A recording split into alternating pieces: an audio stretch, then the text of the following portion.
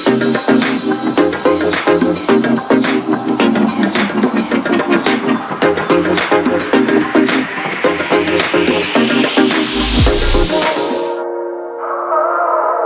mic'd up with Mikie Mahtook. Got the boys in. I got Lloyd. We got J. Mitch. We got Jackie Boy. He tried to jump up and he might have knocked it in. Good timing. Let's go. What a start to the Monday. I mean, I'm from Lafayette. My boys would come in and say, oh, God. So me and Joe on the ground. I got Joe in a headlock. And he's sitting there. helmet. He's punching me in the stomach, like steady punching me. Here, and everyone's sitting around, who here thinks Ovchinko can practice today after having 5 full beers? And he goes, Chad Jones, right? Chad's been with the team 6 minutes. For 7 minutes, right? Chad's like, no, man, I don't think Ovchinko can practice today. And I was like, I look back, I'm like, Jesus Christ, dude. I fucking saw you there. You were more fucked up than me. Be on the Spirit plane had some issues. I think she was sleep farting. You heard her or you just thought it was her? I sat right next to her. I smelled. Whoa. What was that? Time to start the show.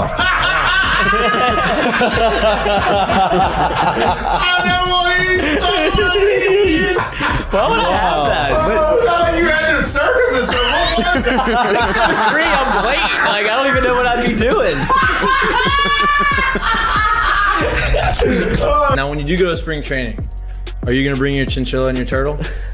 My dad tell you about it? The SEC is, God, they hate fat people. I mean, I get crushed for that. You know what I mean? And it's like, come on, man. Hey, just the South, bro. You got a bunch of food down here. Like they're all fatter than I am. Players, look at Lloyd. You know what, Lloyd? You're looking for a recruiting coordinator, coach. I'm here. Yeah. He's like, I'll piss my pants right now. No way. We're wearing gray pants, long gray pants. He goes, I'll piss my pants right now.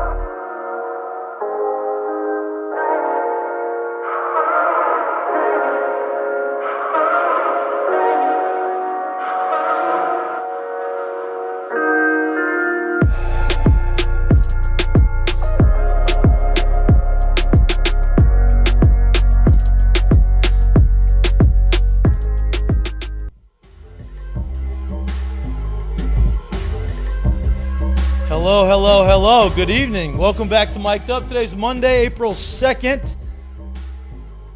LSU has another national champion. It is not on the football side. It is not on the baseball side. It is in the women's basketball side. The first basketball national champion ever, men's or women's, at LSU. Shout out LSU women's basketball. What a freaking game that was. I mean, wow. The best game of the year as a coach, right? As a motivator and as a coach throughout the course of the year and at the beginning of the season, before the season starts, all these things, you want to build up and you want to play your best basketball in the biggest moments. And you always progress. Say at the end of the year, we want to be playing our best basketball. I think that we can agree. Joe Schwartz is coming in studio in the 7 o'clock hour. It is a basketball day, right? He's coming in the 7 o'clock hour, and I bet you he would agree that even though LSU had 2 losses on the year, right? They haven't played a complete game, I don't think, all year. And they played a cupcake schedule. And apparently they played a cupcake schedule, right? So you go and you watch them play in the biggest stage in the national championship game against Iowa, who Caitlin Clark is unbelievable, and she is. As Kim Mulkey said to her in the handshake line, you are a generational talent, right? As good as she was, as much hype as they were getting, LSU goes out and plays their best game of the entire year. They shot 54% for the game.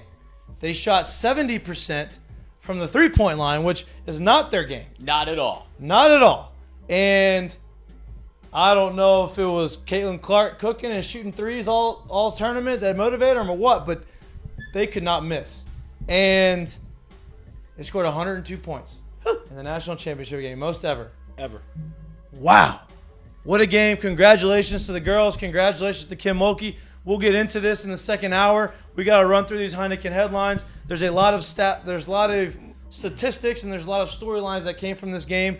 We will get to that. Most outstanding player, like our friend who was most outstanding player in the national championship game in baseball, Angel Reese. People don't forget. The Bayou Barbie, national MVP. It's most outstanding player. It's the Mop. That's why his nickname's Mop. There you go. Most outstanding player, Alexis. Alexis was probably to me, she was the most important player on the team. She sealed the deal. Because of the second half she had. The fourth quarter she had. I mean, she put that game away. Yeah. Right? So we're going to get into all of this. Alexis Morris is unbelievable. We're going to get into all of this in the 7 o'clock hour. LSU baseball had a huge series this weekend. They played Tennessee. Very hyped. A lot of talk about it. Tennessee was a top 10 team coming in. LSU takes care of business the first and second game. They get beat the third game. I saw a stat on Twitter from, it's Twitter. You got to spin things sometimes in the favor of your team that you're covering, right? Or that you're a fan of. Oh boy, I'd love to hear it. And the tweet was, and I don't disagree with part of the tweet. The first part of the tweet was, Tennessee definitely showed they belonged on the same field as LSU. They outscored LSU for the series. Is what the end of the tweet basically saying, like, hey, they showed they belonged on the field because they outscored LSU for the weekend. Because they had one really good game. First off, I don't agree with any of that tweet. Right. I mean, look, they're good. No. Here's what I'll say. LSU's better. Here's what I'll say. You're in this conference, and I would say, there was like 8 or 9 teams in this conference ranked to start the year. They all belong on the same field. Right. That's one. Right. 2, you've won 50 games the last 2 years. Of course you belong on the field. Right. If that's all you came here for, you should have never came. Right. So, and 3, the fact that you outscored them, you scored 14 runs in one game. Congrats, great. Yeah, 10 runs in 2 innings, and you didn't really do much to earn those runs, right. actually. That's great. So I'll give you that. But that's not just because you outscored somebody for the series, that's what you're you going lost home 2 with. of the games, it doesn't matter. But yeah. Great series, great win. Atmosphere in Alex Box Stadium was electric. Unbelievable. I wasn't able to go to the Saturday game. I watched it on TV. That was obviously the worst game. We're going to get into all of that. Coach Jay Johnson's coming on. Is he in? No, not yet. No, sorry. Not yet. Your voice just shows that you went to a couple of the games and hearing a little, Yeah, that Alex I went Box there. Look, charm I have a my voice is not very strong. It goes. I lose it pretty quickly. It runs away from me a lot, and but I'm here. You We're tax talking. it. We're figuring it out. We're figuring it out. It's Jay Johnson Mondays. Coach Jay Johnson's coming on the show at 6:10 before his show at TJ Ribs. We're going to ask him all the questions that we need to ask him. If you have certain questions that you want us to ask, throw it in the chat. If we have time and can get to them, we will. If not, we'll hopefully can cover that with the questions that we're going to ask him on our own. LSU gymnastics advances to their finals, right? So it was a big weekend for LSU. Women's basketball wins the championship. LSU baseball takes 2 out of 3. Softball wins their series over the weekend. Gymnastics goes to their finals. It's good day, good weekend for LSU. Good for the brand. Good for the brand. Good start to the year so far. Great start to the year, right? It's also Masters Week. Can't forget about that. Which is also a great weekend. It's Easter weekend. It's going to be nice. Have some crawfish at the house this weekend for the family on Sunday. Yeah, that's about it. You got Good Friday, which we got a little conversation here off air about Good Friday. It's most people aren't going to be working on Friday, so get your ashes. Maybe give you. No, that's Ash Wednesday. It's not Good Friday. Yeah. If you were wondering, it is the men's finals tonight in basketball. Big matchup. UConn and San Diego State. It was a weird tournament. It was a very madness tournament, and the ball is tipped. I don't really know what to make of this. UConn's the household name. They're back into it. Good for them. Apparently, every time they make it there, they win it, is the thing. Once they get to the Sweet 16, they're undefeated, apparently, in the tournament is the stat that I was told. I could be wrong. I didn't fact check it. I believed it. I probably shouldn't believe everything I hear. But it sounded, the person who gave it to me was pretty credible source. So. And shout out former Jack 1.0, Chris Edlow. Yep. big UConn guy, graduated from Oh, UConn. yeah. Shout out Jack 1. Yes. So he was supposed to be there. I think he got caught up and had to go back to work. And I was like, welcome tough. to real life, brother. Tough. Yeah. He went to the Final Four and he's like, can I get some more PTO? They're like, no. He's like, okay. No, sir. I'll be watching it at the house. Also, the game is being tipped off at like 8:20 Yeah. our time, Deep. 9:20 Eastern. Well, that's where you get into the It's really conversation. tough. It's really tough though when you got the two West Coast and East Coast teams too, man.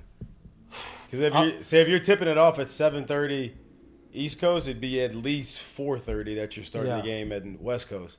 Ain't nobody watching that West Coast that way. I mean, yeah, I guess you're right. I mean, that's like the Super Bowl. Super Bowl's on Sunday, so it's not on Monday. on No, Sunday. It's I'm not not on a work day. I Yeah. may be We're showing biased, my- but I'm not gonna be up for the whole game. Yeah. I like to think that I would be, but I'm not gonna be. right now is I'm tired right now. now, Is Coach. West I'm- Coast time 2 hours behind? 2 Or is hours, it one? I believe. Speaking of being on time, I don't know. He's always on time. Father Jay is here. Always prompt. He would know. Yeah. All right, we're going to get him situated. Give us 30 seconds. I know we just started the show. We just introed it. Jay's a busy man. He's got a lot going on. So give us 30 seconds. We'll be right back.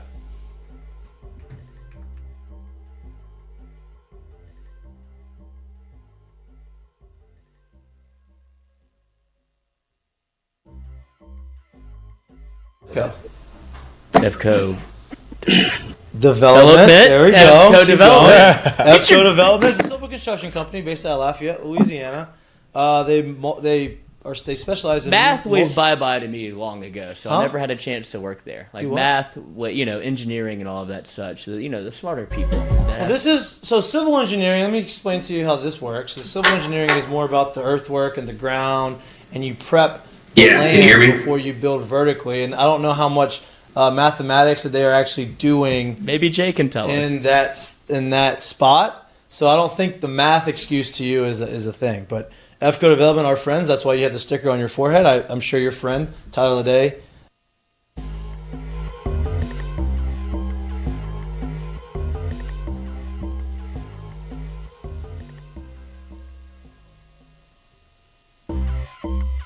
Welcome back to Mik'd Up. We just talked to you about how big this weekend was for LSU sports. Obviously, the women's basketball team wins the national championship. LSU baseball had a very publicized and hyped series. It was a series that a lot of people looked forward to before the year started. Tennessee comes in. They play a Thursday, Friday, Saturday series. LSU takes the first two games, slips up on Saturday, but wins the series. It was a huge win. They kept the whole, hey, let's win the series and move on streak alive. They are still the number one team in the country, and we are excited to be joined by Coach Jay Johnson. Coach, thanks for joining us again. You're awesome. Look forward to this every week. Same. Absolutely. I'm glad it's a mutual feeling. All in all for the weekend, right? Obviously, you wish you could have won all three. You don't ever want to lose a game. Tennessee comes in. They're very talented. They're very good. They have a lot of really good arms. You guys took 2 out of 3. How did you feel? All in all, how did you feel about the weekend? Yeah, I think there was more positive than negative. I think, obviously, if I said the best of it was 2 things. Number one, our offense against the quality of the pitching that we saw. The 3 starters, I think, are all for Tennessee are going to be first-round draft picks. I think the 2 relievers that we saw on Thursday night and Friday night are definitely major league pitchers. And I felt like offensively we rose to the challenge and took a lot of good at-bats. And I think that's a good sign going forward. I think, Paul Skeens obviously was great.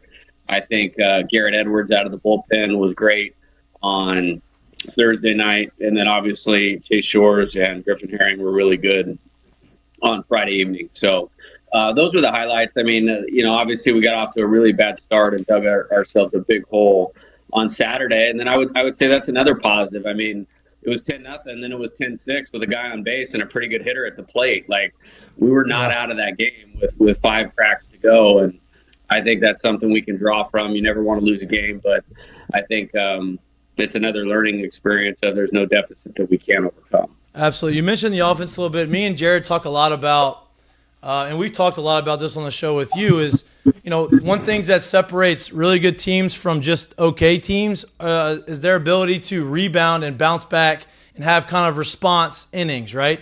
If you give up a run, coming out and responding to the offense and scoring a run to match them and vice versa, right? If you go out and score runs and coming out and shutting them down on the mound.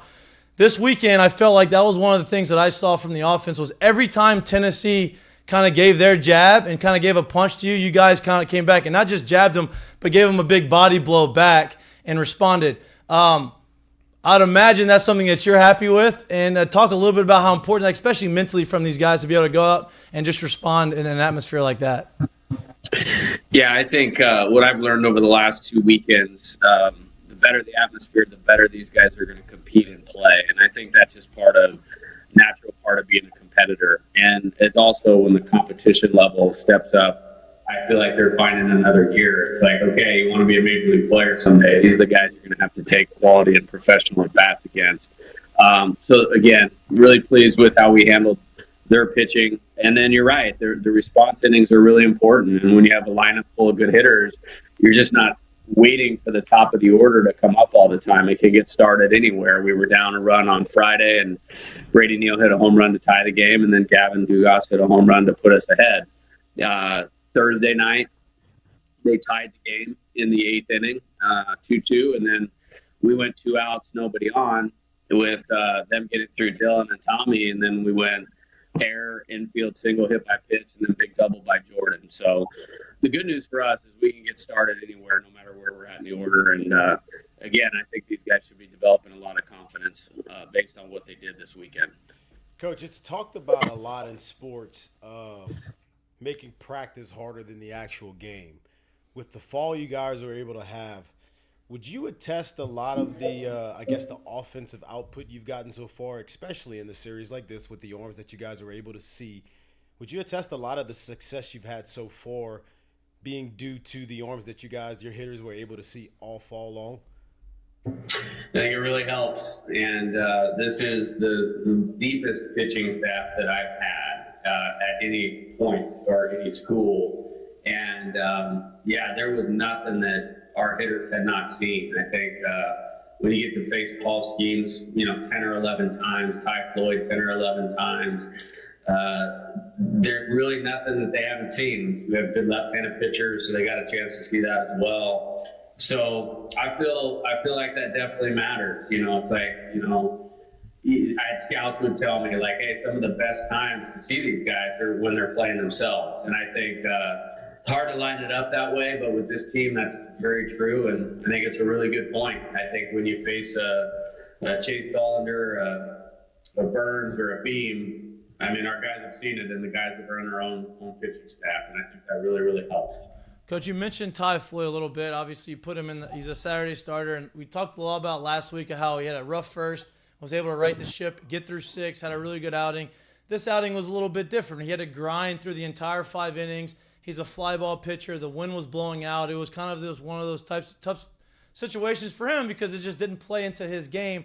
But he was able to grind out 5 innings, only gave up 4 runs. It's not – he would say, hey, it's not my best outing, but it's one of those things that you need. You need your starter to go 5-6 innings. How important was that for the bullpen and for the staff to get him through those 5, and then obviously Chase Shore and Griffin to be able to shut the rest of the game down? Huge. I mean, I had guys in the bullpen in the 3rd inning of that game. And you just, with Burns, you could not get too far behind. And he really gutted out the 4th. And then in the 5th, we got 2 quick outs. And then the key point in that game for me was he went 3-0 to Blake Burke with 2 outs, nobody on base. And Blake Burke swung and rolled a ground ball to second base that allowed us to, wait to have to go to the bullpen. So that I thought that was the turning point in the game. Of him getting to the 5th inning. And I believe at that point we were ahead at the end of the 5th inning and put a lot of pressure, on them and their dugout playing catch up. And that's a big difference. And that's 2 weeks in a row where he's hit a little hiccup and has completely responded and gone a lot further in the game than it looked like he was going to. And that's just a credit to Ty's ability and his maturity as a pitcher. And I mean, I don't know what the stat line looks like, but that persevering through that was incredibly valuable for us to win that series.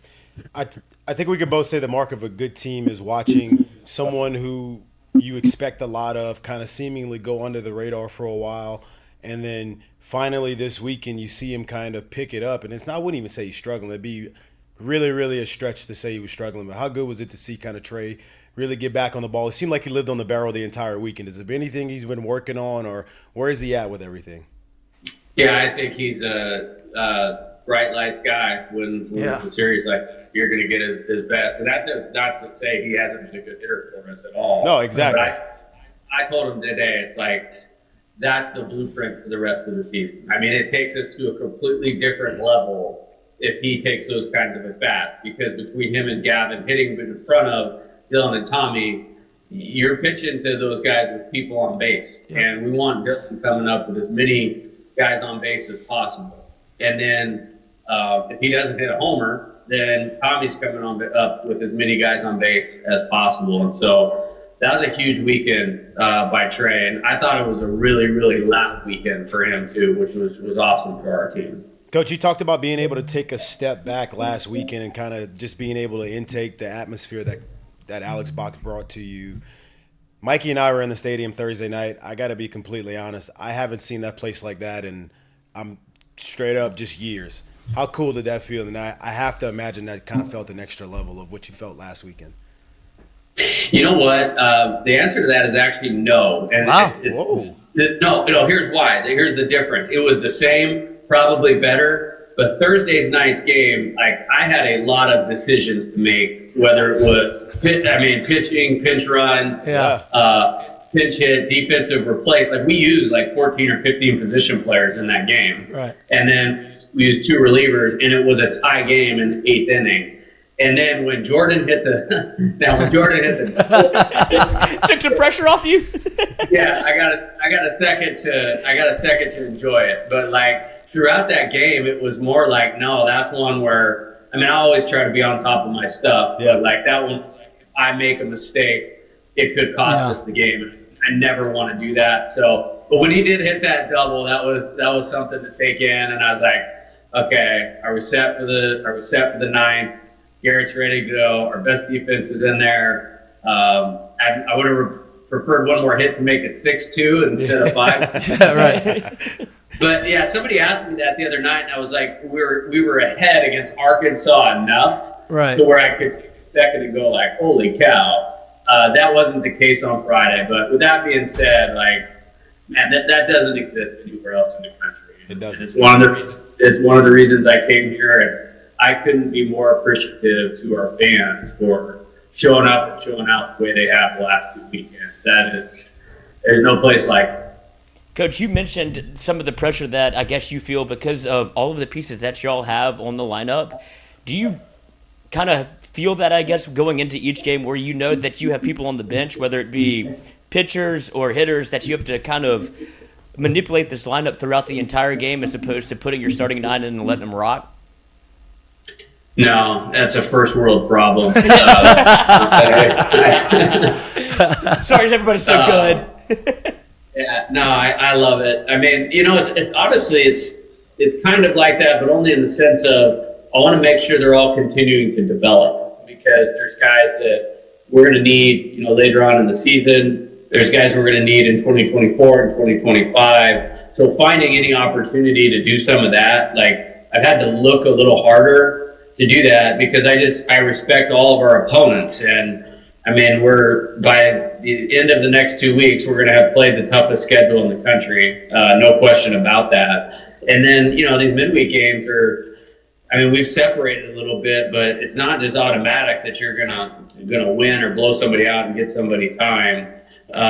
So it's a puzzle that I'm thinking about every day. Probably the thing that takes me the most time is to construct a lineup, because there's a number of different ways you could go, not just in batting order, but who you're actually playing, and we could still be successful. So I want to be able to, you know, validate my decisions through, you know, paying close attention to it, and put them all in the position to be successful, to help our team, and I'll help them develop at the same time. So that's probably the more complicated part than anything. Coach, you talked about having a lot of decisions to make, subs and moving people in and out. On Thursday, you know, you did something where you took out Brady and put in Milazzo and back into the game behind the plate. And then on Friday, that wasn't the case. Is that just based off of who's coming out the bullpen, who you feel comfortable with him catching? Was there a specific reason behind that, or is that just something that you kind of came in there with the mindset, this is what I'm going to do if we get in this situation? Yeah, no, I mean, Alex is a great defensive catcher. I think where we were in the order, wanting to have Brady come up, he had hit the homer earlier in the game, and we were close enough to him in the order where we wanted to maybe see if we could get one more at bat out of him. Yeah. And if the game got to if we had to hit in the ninth, I almost positive he was leading off or he was coming up that inning. And so that was the deciding point where he made the last out of the inning on Thursday. Got it. And so it made sense to get Alex in there for those last 6 outs. And, Nate hurt his hamstring and then sailed a couple balls that got by him, but those were wild pitches. They weren't pass balls. But we like what we're doing. Managing the catching workload is something we have to pay attention to because Brady has really good offensive value too. I don't know what he's hitting average-wise, but he's walked over 20 times. He's hit some big home runs the last 2 weeks. So we have to keep his legs underneath him so he takes quality at bats. Catching-wise, I trust both of them. Yeah. And then Alex has taken a bunch of quality at bats also. So, and then I honestly, Saturday, we put Hayden Travinsky in there because he's been working hard too. And we were down 7 or 8 runs, and it was a good time to give him an opportunity to get at bat and catch a few. Coach, we going into the weekend, we thought we'd see a few tightly contested, very good ball games. With that, we also thought there would be a good chance that we'd see some substitutions and some stuff like that. Was a lot of that due to obviously the respect of the opponent and or knowing that this weekend would be a big weekend to kind of, if you went about it correctly in won games, it could kind of put you in a good spot standings-wise moving forward? Yeah, I mean, honestly, all that's like one game at a time. Yeah. And, this was a fun one for the fans because we were preseason ranked number 1, and I believe they were preseason ranked number 2. And, for both of us to deliver enough, through 25 games where it's still a top 10 matchup is just a credit to the talent on both teams. And we'll definitely play again. There's no doubt in my mind after going through that series, whether it's at Hoover or in the NCAA tournament, hopefully in Omaha, we'll see those guys again. Coach, Griffin Herring, he had 7 innings pitched on the season before he came in on that Friday game. He came in an absolute nut-cutting moment, and he threw 2 innings, struck out 4 guys. He looked like he had been throwing every weekend, and he looked like he had 25 innings under his belt. Is that the role that you see him in, or is there a chance that maybe he gets kind of pushed up into a starter role, or do you have a plan for him, or is it just kind of, hey, we're going to put you in, we're going to get you as many innings whenever we see fit? It's funny you say that because for a long time I felt like he was the one guy on the team that had needed to pitch more, that for some reason it just hadn't worked out. That surprises me almost, the innings amount, because his last 2 appearances have been so huge against Arkansas and Tennessee. Right. My favorite part of that game was just the control he had of himself in that environment. I literally looked up in the 8th inning. They had 3 left-handers coming up, which is why we put him in the game. And I saw him on the first pitch and going we're good. This guy, rocking chair almost. Put your turfs on, boys. Ain't even nobody else pitching. Take the tape off. And it's like you didn't even need to wait for the result because you knew he was going to execute because of the poise that he had.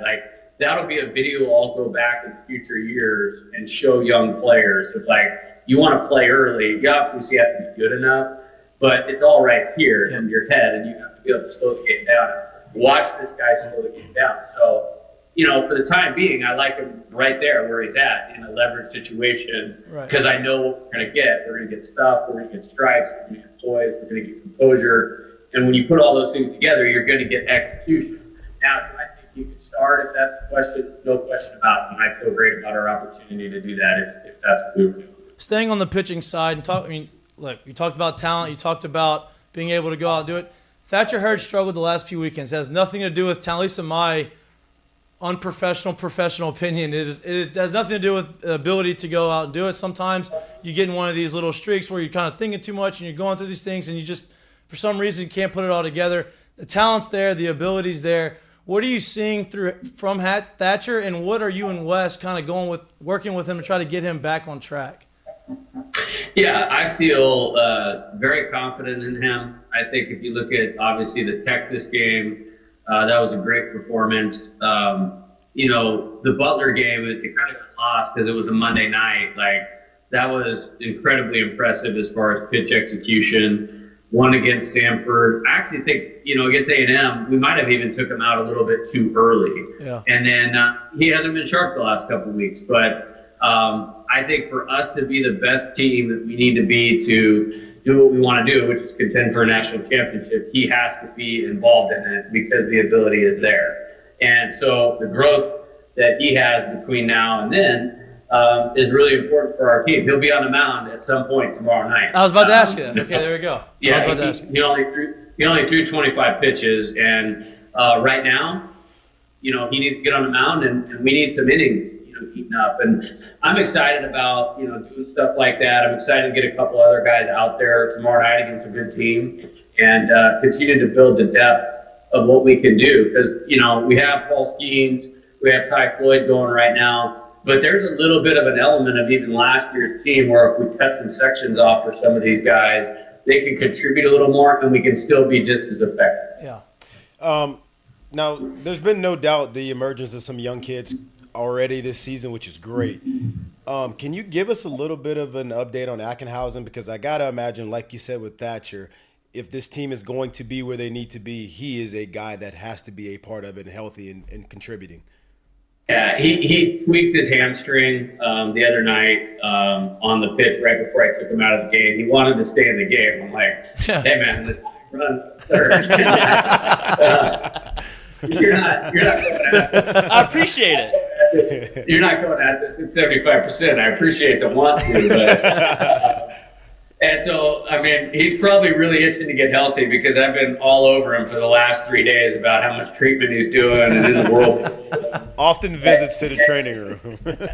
Yeah, we need him. I mentioned the Texas game with Thatcher a little bit ago. Nate coming in that night was electric. Yep. And he hasn't really had a bad outing for us yet. We just had this little bit of a hiccup with his leg. We have to get him out there again. So I don't know if it's this weekend. I'm hopeful that it's this weekend. But at latest, it'll be the next week. Coach, I know your time's limited, so just a couple more questions. This week, you mentioned this weekend that you go to South Carolina. I feel like they've been the surprise team in the SEC. Nobody really had them pegged as a top 10 team in the country. They're hitting the ball at the ballpark all over the field. Now, Columbia's a little bit of a bandbox, but I know they're hitting the ball. I understand that. I'm not saying taking anything away from them. What can you expect going to South Carolina? You haven't been on the road in a couple weeks. And what can we expect from them as a team? Yeah, I just kind of started looking at them. I know they really were aggressive in the transfer portal. They felt like this was a year that they needed to put some older pieces together, maybe followed a little bit of what some other teams in the league did, maybe including us, with bringing in 5 or 6 guys last year. And then Texas A&M bringing in a bunch of guys. So I know that was part of what they were doing. They had some coaching staff changes. They got Monty Lee back over there, who was the head coach at Clemson.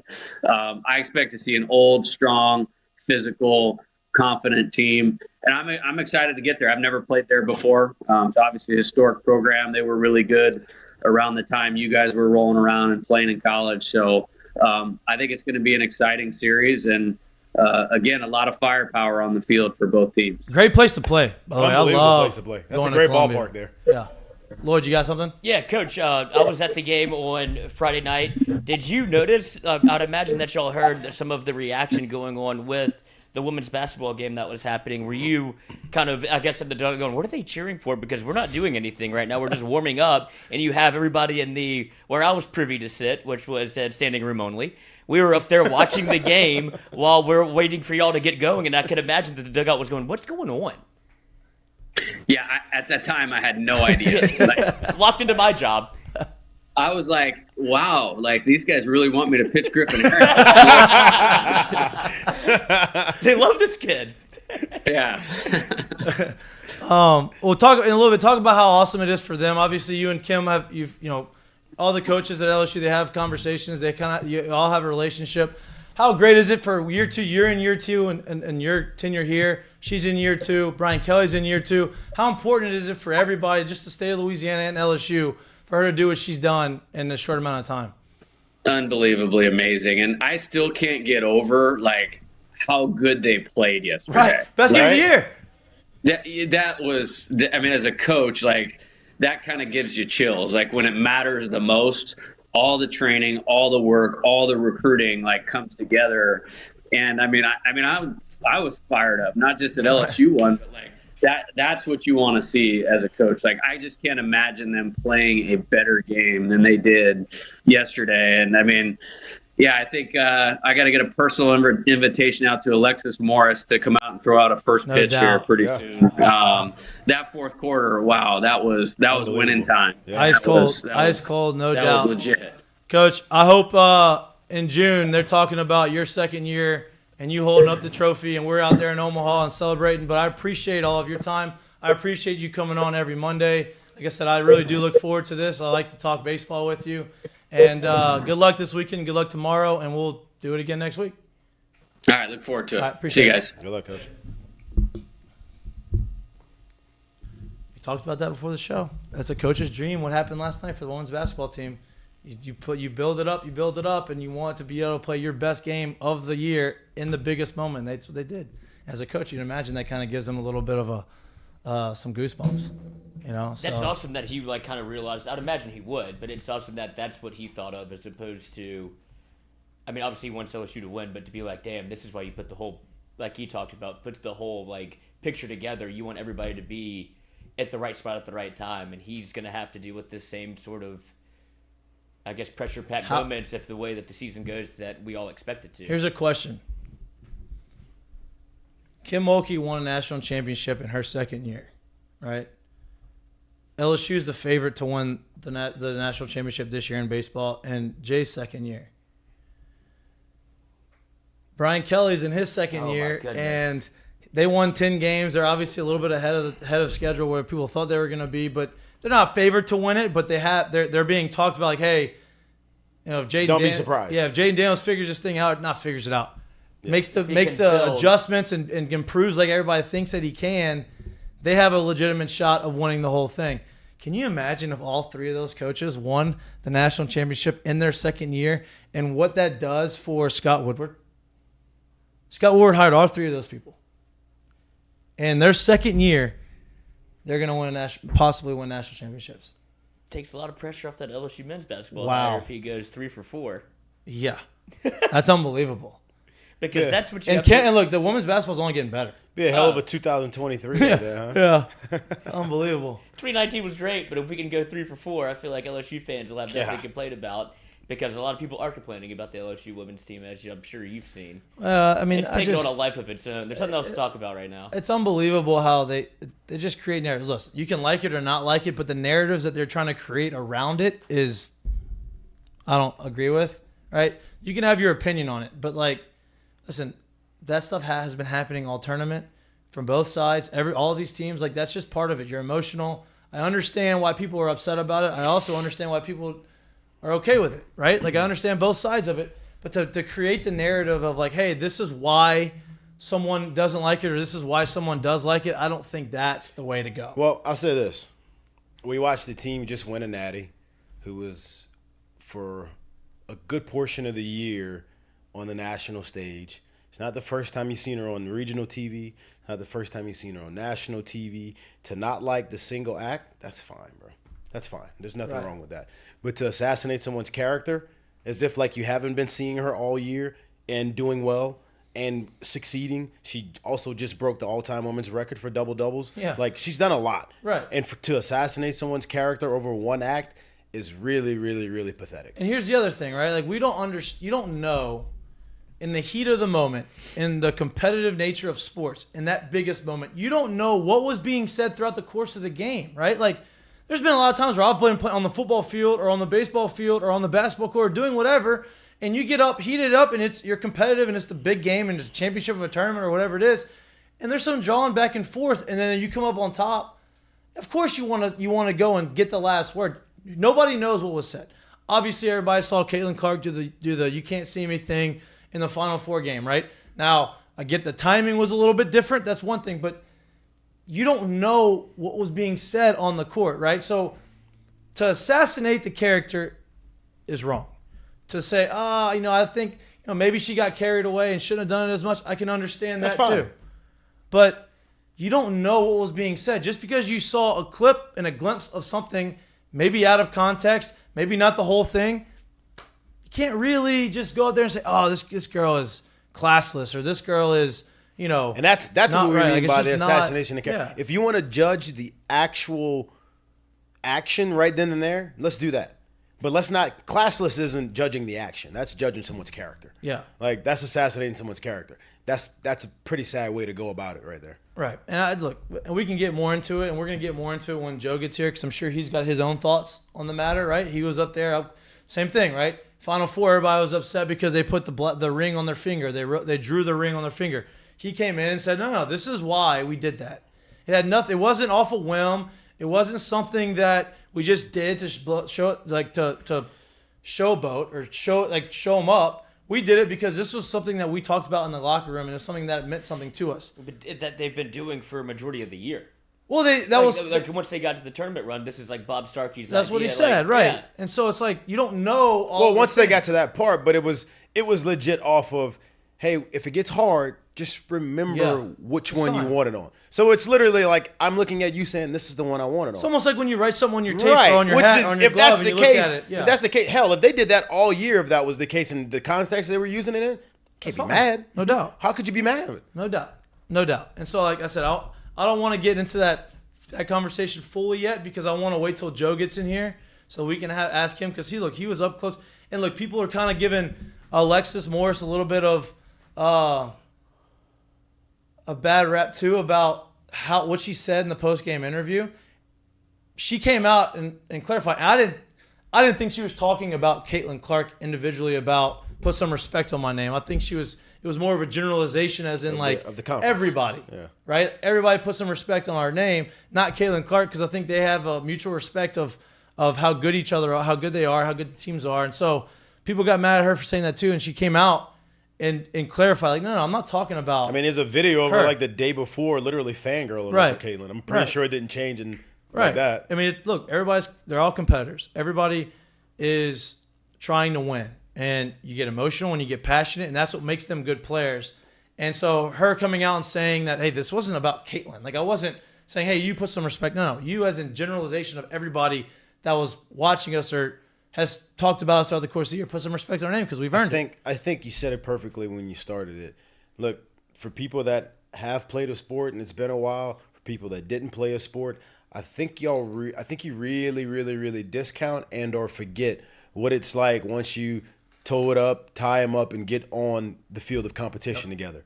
There's a lot of all bets are off, because I know some really outstanding people who have done and said some really not outstanding things, and it's not that they mean it, it's just this stuff goes on when you're in the heat of battle. For sure. And look, it happens in every sport. Women's basketball, men's basketball, NFL, MLB, WNBA, like, it happens everywhere. Yeah. All right. And the problem is sometimes you see it and sometimes you don't see it, and you pick the problem with social media culture now is you can pick and choose who you want to attack and who you don't want to attack, and that's not fair. I believe that it's not fair. And it was also the moment of the game where it's a standalone, nothing else is going on. Right, so that was the other thing. There's so many eyeballs on this game, and then you have a moment where, call it showing somebody up, call it whatever you want. LSU's never been in this spot. LSU's never been to a national championship game in women's basketball. You have Kim Mulkey in her second year. You're here. Of course, emotions are going to be high because they built this team together. That's how the whole thing works. Like, they were all brought in. Like, they weren't recruited to come to LSU and, like, as freshmen and came here. Right. You bring in Alexis Morris, who Kim Mulkey has kicked off the team before at Baylor and then brings her back to LSU. You bring in Angel Reese from the transfer portal, the number 2 player in the country. Like, they built this together, so it does feel, in a sense, a little bit of us against the world, especially whenever you get, like, when you say put some respect on our name, like, we get a 3 seed because we lost 2 games. Everybody thinks our schedule isn't good. All right, y'all want to boast up Iowa and keep talking about them like this. We're going to come in here like it's a street fight. Like, we're going to play our game, and let's see who's better. Well, here's the deal. They didn't play their game. They shot threes at a clip that they haven't done all year. I'm not saying they didn't play their game, but No, that's not the way that they played all year. I agree. The but I'm talking referees about didn't want- attitude-wise. Oh yeah, right, no doubt. Like, the referees, we ain't gonna get bullied. the whistles were a little Oh much. my god. I mean, it was. Listen, nobody came to watch you ref the game. Very ticky-tacky. Everybody came to watch Angel Reese, Alexis Morris, Caitlin Clark, and everybody else that was on the court. They came to watch them. There's a reason why there's 9.9 million viewers yesterday, and it peaked at like 12.5. There's a reason. It wasn't because of the people in stripes blowing the whistle. It was because the girls on the court and how good they were and how talented they were, and to be able to call some ticky-tack fouls and the technical foul Yo. that they called on Caitlin Clark. And I get it. Look, it helped LSU because she got 4 fouls and she wasn't able to play her game. But that's not a good call. Right? That's just not. What she just tossed it behind her back. I guess it went to no one. Well, the referee came out after the game and said they had warned Iowa already for a delay of game. Oh, okay. So then she does that and she tees her up. I'm like, that's one of those. Like, she didn't throw it at you. She wasn't blatantly slamming it at you. And She wasn't looking at you. She just, maybe she thought you were there. Who knows? But you have to give There's some emotion. exactly, and you have to realize at that point and where they are in the game and the amount of fouls that you've already called. You said, who did you want to see? Angel Reese, Alexis Morris, and Caitlin Clark. At one point, none of them were in the game. Right. And it became like, well, where are the stars? And whenever you only have 5 fouls to give in college basketball, which I think they need to change to 6. I've been saying that for a long time, just to get it. It's not long enough. I know, but it doesn't. But you can't have it to what you had last night, to where it becomes a nobody is here. Yeah, but I think that's on the ref. Like, even if there's That's 6 what I'm saying, fouls, they they need keep to- yeah, doing it. You know yeah. what I mean? They would still call them. It's But about what they're calling. I had not a calling. feeling going into the second half it was about to be a street fight because they were out of fouls to give, and they probably heard from either the NCAA or whoever their boss is. Y'all got to get this thing right because nobody's. All of the people that we've hyped up with the pregame, and this is a television production, we don't see any of them. Right. So let's get this thing figured out, and it's about to be an absolute war in the second half because they're not going to call anything the way that they were in the first half. Right. I mean, I would say the women's basketball tournament this year was more entertaining than men's.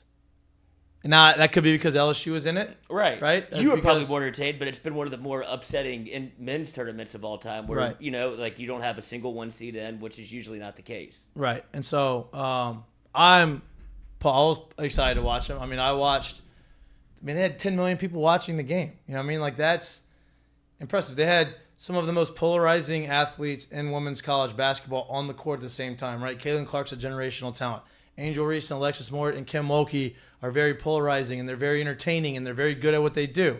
So they have them all on the court at the same time, and it was great. It was great basketball. Great game. Like, elite shot making ability throughout the entire game. I mean, it was unbelievable. We're gonna, like I said, I don't want to get into it without him because I would be doing the show a disservice not having Joe on the show to be able to give his side of it because he was right there in the middle of the whole thing. He texted and said he's a little tired, but he's coming on.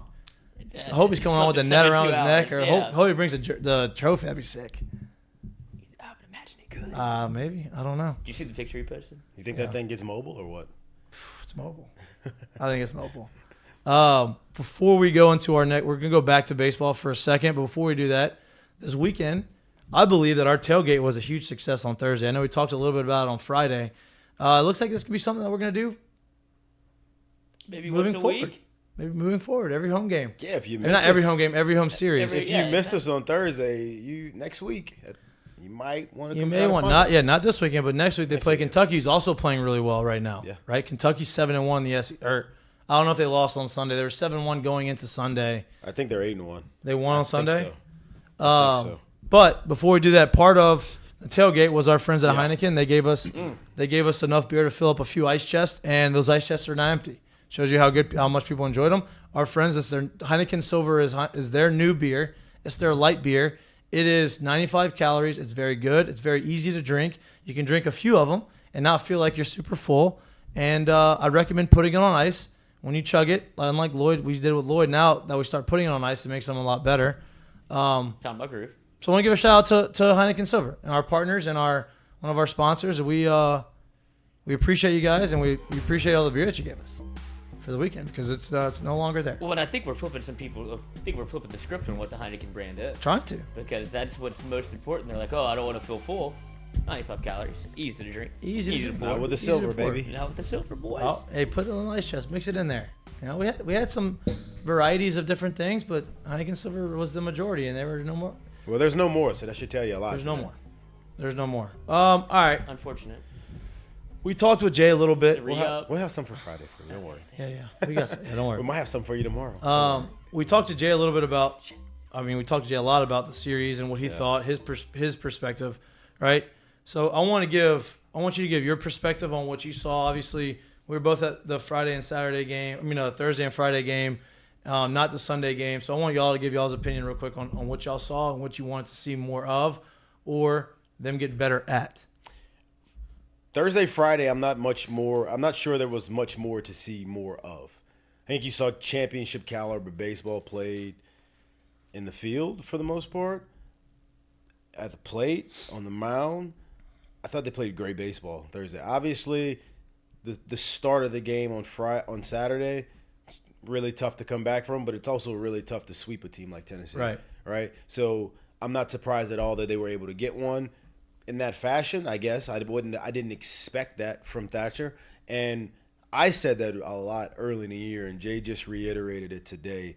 Because when we first got the first series, when he came out, and we had the weekend rotation, that's what it was, and he was getting the midweek starts, and I'm like, if I had to guess, they're going to ease him into this thing, but if that pitching staff is going to be at its best, that guy's got to find his way into the weekend rotation, and that guy's going to have to pitch well for LSU. And I think Jay just came on and basically reiterated that he is going to have to be a big number in what they do. So getting him back to feeling good, getting him back to having to being on top of his game, it's really key. And I would imagine that's something that they have at the top of their to-do list right now. But what I saw this weekend was, for 2 out of 3 games, very championship caliber baseball. And obviously they gave themselves a chance even on the Saturday game. Yeah, and that's what I want to say, right? We talked, I was talking to a few people about this when we were watching the game. I was in New Orleans, and we were walking around the city, and so we went to eat lunch. And by the time we sat down at our table, it was 6-0, and it was the bottom of the first. And I was like, oh, dang, I just missed it. Like, what happened? We were texting back and forth. Oh, Thatcher made it through 6 guys. Like, he struggled. Whatever. So then you watch it, and then you have Cooper come in. It gets to be 10-0 at the end of the second. And so my guys I was with, they're like, man, this game's over with. I'm like, listen, it's 10-0 against Tennessee. I'm not saying they're going to come back and win. But in a situation like that, if you score that many runs early on and you're able to right the ship and put up some zeros for about 4, 5, 6 innings, and you allow your offense, who's very good, to continue just to chip away, all of a sudden you may get to the 7th inning and you got a little pressure on them. And now instead of a 10-0, damn, we gave up 7. Now it's 10-7. Now it's 10-8. Oh no, they may. But in order to do that, you have to be perfect, right? Like, you cannot make any mistakes. You have got to get the hits when you need to get the hits. When you can score runs, you got to score runs, right? And they were doing that. It was 10-4, then it was 10-6, and then they get, and Jay mentioned it, they have, Jobert gets on base, 2 outs, run on first base. Next guy gets a hit. Jobert tries to go first or third in front of the left fielder's face. Now, this is Jobert's decision because he sees the ball. So he made the decision, I can beat it out. Now, based off the replays that people were in the game saw, they thought that he was safe. Challenge is to not go LSU's way throughout the course of the entire weekend. Regardless if he was safe or out, it shouldn't have been that close, right? That's not a moment where you want to be aggressive and you still want to play your same game, but you don't want to put yourself in a situation that takes you out the inning. And if you're going to do that, you've got to be safe. And had he been safe, right? Let's say he gets the third and he's safe. Or let's say he stays at second. Now it's first and second, 2 outs. And you're getting this momentum going and you've already scored some runs. You've got some more guys on base. All of a sudden you hit a double or get another base hit. Now it's 10-7 going into the inning. I think that you come back out, you put a 0, you have a chance to win. Yep. Instead, that happens. The momentum ends. They go in and you kind of felt like, oh, damn, I don't know how we can sustain this. We have to keep that momentum on our side. Then, of course, they give up the 2-run homer, makes it 12-6, and that makes it feel like the game is really out of reach at that point. Ends up being 14-7, Tennessee salvages a game, but I'm not blaming anybody. I'm just saying in the situation like that, when you're down, when you're in a super close game, you can't do any mistakes. When you're down that much and you're trying to come back, can't make any mistakes. You got to be perfect. And that's just the situation that happened, and it's unfortunate. And I like the aggressiveness. It's just, maybe not the time to go out and take that chance. What? Go ahead. I was just gonna say, just to add to not only the weekend but to the year, going into the year, getting to this point of the year, you figured these first 3 series would be really telling on what you would kind of see through them through the rest of the schedule and how they would possibly fare going into the postseason. And it's been pretty much all of that, right? But the only thing that could have made any of what you've gotten so far tougher is because of where Texas A&M is right now. And I think they'll be a better team in the back half of this conference play.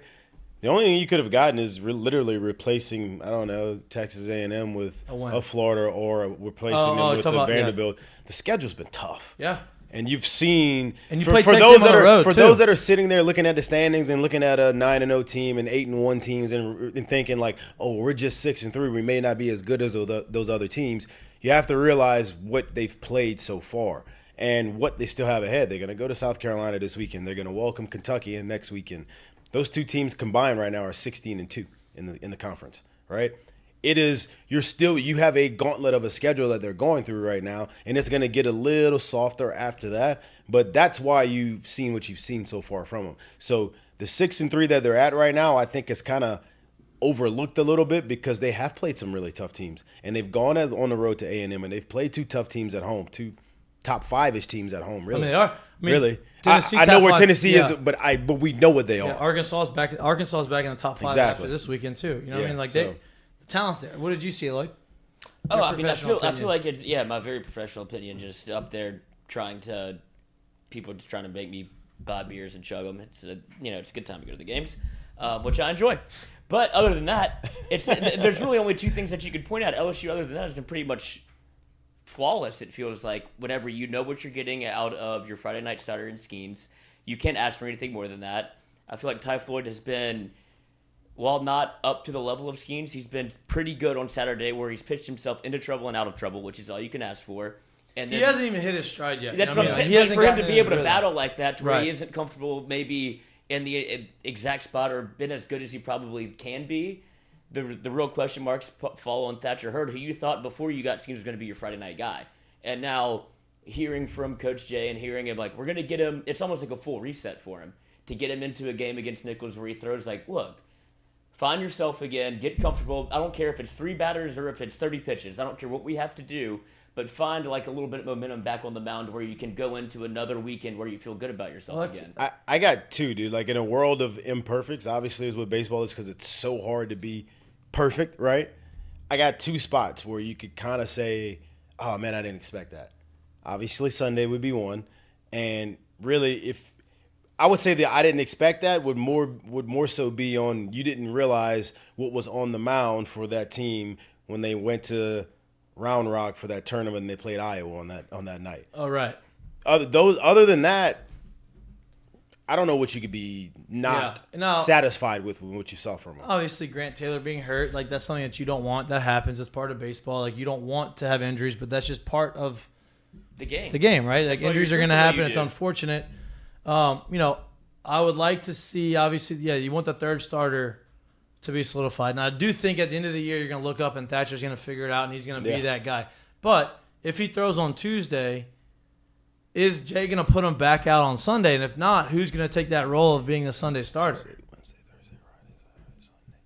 Pay attention to the pitch count. Right. See if he throws more than 50, I would imagine somebody else is starting on Sunday. Right, but if he throws under, because it's a bullpen problem, it's going to be a glorified bullpen for him. Give him some time, figure some stuff out. Hopefully he gets his confidence back in there and then goes back on Sunday and is the guy, right? Because they're going to go to South Carolina, and we're going to preview South Carolina throughout the week, Wednesday and obviously maybe not Friday, depending on if we have a show or not, because it's a holiday. It's Good Friday. We're going to talk about it. That's part of what we're going to talk about. I do think, though, I'll just go ahead and make a prediction early. If Thatcher throws extensively on Tuesday, don't be surprised to see Riley Cooper again. I was thinking that too. Alex, I was going through my head like who else is somebody that they can start. Now, I wouldn't be surprised if Jay said, okay, we're just going to do a Johnny Holstaff on Sunday and just tell everybody, hey, you throw 2 innings, you throw an inning, you throw And a maybe couple they do innings. that Maybe depending they do on what that. happens Friday and Saturday. He did that last year. Or the first 2 games, You know yeah. what I mean? Yeah. So, depending on who they have available in the bullpen. Yeah. You said something in our group text today about Gavin Guidry maybe getting some more innings. You think that's a thing? I think it's a thing, and I think they've been reluctant to do it because they haven't necessarily needed to. But the guy's a strike thrower. He's got good stuff. We know he can play both ways, right? But when you can never have enough arms, right? And every time they've put him out there, he's been productive. Right. So it's kind of hard to sit here and say, we don't need that when he's sitting 3 to 5, throwing breaking balls for strikes. He's getting outs. It's like, God, I mean, anybody can use that somewhere, right? So I wouldn't be surprised at all. And if you're LSU, you have to, like, if you're on the coaching staff, you have to be like, we can't be giving up 6 runs in the first on a Sunday where we've already taken 2 of 3. It's easy to probably Well, I mean, think about it this way. relax a little Think about it bit. this way. If you factored Gavin in, right, and you thought, hey, he could really help us in a sense of like, we want to put him out there, not either we need to eat up some innings or whatever the case may be, right? Maybe you can pull Riley out a little sooner. Maybe you can get him in there, and that instead of getting to 10, maybe that thing gets to 8. Mm-hmm. You know, there's ways of going about it to where if that's the case, you're like, this arm could be really good for us because we know he can go out there, throw strikes, throw up zeros, and keep the other team at bay. Right, because that's where you have to trust your offense at some point to be, look, we're going to be able to score at least 6 a game, but if we go in there 6-0 after the top of 1, kind of puts the pressure on you a little bit where you're already battling back and you've gone through 1 pitcher, now the whole bullpen's up, and that's just, you don't want to play from behind like that, even though you know you can score. Keep it to 2. Keep it, that's what Schem's been able to do such a good job, and so does Ty Floyd of minimizing the damage. And whenever you have, like, Thatcher, that's where he struggled, is he gives up balloon innings as opposed to getting him out. Well, I think Sunday's an outlier, right? Like, those don't really happen, and when they do, you kind of wash it at the end of the game. But when I think about Gavin, I think in situations, let's just say you're up 2, down 2, guy you got on, you really want him to bridge you to that next guy, right? And you're like, man, I need him to get there, and he's in a spot where there's runners on. Gavin now becomes another arm where you can bring him in, he can get you out, and we don't have to just extend someone to a guy when we know we've got someone in between them too. That's where he becomes really, really, really, really helpful at. No doubt. You talk about production. We're talking about the offense, talking about production. We talked about before the weekend started, I was like, man, if he can just stay in the 520 to 530 range, I think he has a legitimate Not shot. a big ask. I think he has a legitimate shot because we saw how good the arms are. Can I ask you a question before you even give his numbers? Uh-huh. When's the last time you had 50 hits and 100 at-bats? I've never had that T-ball? in my life. In my life. That's unbelievable. And he's got more than 50. I know. I get it, dude. It's not the big leagues, bro. But I don't think people understand how absolutely absurd that is. I mean, I said if he could just stay where he's at. Not only did he just stay where he's at, he gained points on his average. He's hitting 543 now through 100 at-bats. And not through 100 yet. He ain't even there. Oh, yet. he's not even at 100 bats. He's at like 94 or 96, right. something like that. So here's the thing, right? Like, he's got 43 points to play with to stay at 500. Now, he doesn't have 100 at bats, so the average is going to fluctuate a little bit. But I was explaining to Lloyd how the average works. You get rewarded for a hit. They don't take as many points off the average of getting out. So people say, oh, if he goes 2 for 4, his average goes down. Oh, it does, for sure. But it's not going to go down a whole bunch. If he goes 2 for 4, it's going to take him a long time to get back down to 500. He's at, Lloyd, right now he's 51 for 94, right? Right. So if he goes 0 for 6, that takes him down 33 points. He's going to be at 510 at exactly 100 at-bats. I mean, that's 0 for 3 games, probably with a walk, right. I would imagine. I'm only saying 0 for 3 with a walk because the guy's gotten on base every game. So right. I would imagine that there's at least one productive at-bat. Not every game. I think almost every game. I think Yeah. 25 game hitting streak. They've played Yeah, 26 he's not every. games. Yeah. I think he's. Yeah, I think there would be at least one productive at bat pretty much every game that he's been in, right? Right. Whether it comes out of a walk or whatever it be. So let's say if he were to go 0 for 2, 2 walks. 0 for 3 with 2 walks in these next 2 games. That's kind of where you're looking at, to where like he's put himself in a spot to where 0 for 6. They really don't exist in what he's done so far. Right. And you would imagine if they did, then it gets hot right after. Well, here's the thing, right? We said 2 for 4 or whatever. So he goes 0 for 6. He's down to 510, right? He goes 2 for 6, 333. That's not unreasonable. That's not anything. Oh, he got hot. Now he's hitting 530. Yep. So he only goes down 13 points and he got out 4 times. Yep. You see what I'm saying? So I'm not saying he's going to do it. I'm just saying at 543, he's got a shot. Okay, Joe Ratty, the Natty, is in the building. So we're going to take a minute break, get him situated so we can talk women's basketball. You're going to get all baseball talk on Wednesday and all baseball talk on Friday, maybe. Why wouldn't we? It's Good Friday, bro. Everybody's off and like people are doing stuff. They're traveling with family and everything. It's Easter something to weekend. listen to. Dude. You gotta support the people. All right, we're going to take a minute break, get him let's situated. go. You watch him mic'd up. Net it up. What's up, baby? Us getting new partners, new sponsorships all the time. We have a new sponsor, and you've probably seen them on the top left corner in the little spinner logo. FCO Solutions. Our friends on at FCO, they're out of Lafayette. They're a civil construction company. They specialize in new multi-family construction, right? If you don't know what civil construction is, it's okay. Probably a lot of people don't understand it. They basically get the land ready to be built vertically, right? I'm giving you a little bit of a construction lesson here. I don't know much about it. I've learned it on the go, right? They specialize in site drainage, site utilities, earthworks, site cleaning, house pads, ponds, demo work, and hurricane cleanup. So they do anything that involves dirt, basically, or the earth. And a lot of that gets done before. It has to be done before you are building whatever development you are trying to build. So our friends at EFCO have been fans of the show. They are really, really good people. They are down there in Lafayette. If you know anybody from Lafayette, you do know me. Mitch is from New Iberia. I'll consider that Lafayette's 337 area code. There you go. 337 area code. They are unbelievable people. They do a very, very, very good job, and they are committed to growing and being the best at what they do. So I just want to give a shout out to our friends at EFCO. I know that they listen. Appreciate you guys. We are going to be great partnerships. Maybe are you gonna have a Heineken Silver for the game? Maybe. I kind of want one now. You gonna shotgun another one? You want another? I don't know if you should shotgun because we saw how that went last time. I don't know. I feel like you got to redeem yourself. You know. can have a drink. I don't think you should shotgun it. The way it went, I'll I think enjoy this I think one. you should chug it, but maybe not shotgun it. the way it went last time, it's Yeah, I could do. I mean, I can't can sip do it. anything. I know. All right, fuck it. All right, go ahead. Go for it. There. Oh, that was much There you better. go. 1, 2, Open it up a little bit. You know what I 4, mean? 5, 6, 7, 8, Okay. 9, Okay. So 10, now it's starting to drip. Now 11, you're struggling a little bit. 12, It's pretty good. 13. 13 It's not bad. I'll give you Not a bad. 12 and a half seconds there. How was it? Was it good? Delicious. You It was can't very do that delicious.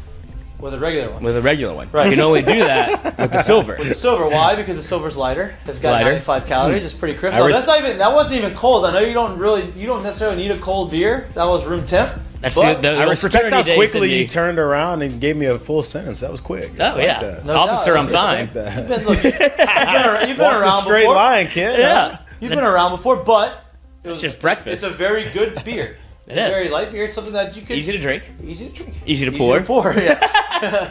But it's something that I think it should be in the rotation at tailgates, especially with LSU baseball coming up. We'll get into some of the LSU baseball conversation.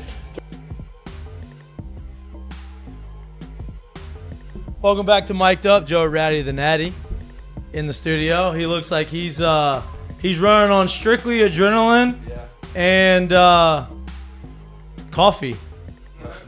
No coffee. Strictly adrenaline. Oh, Joe Ratty the Natty has to take it.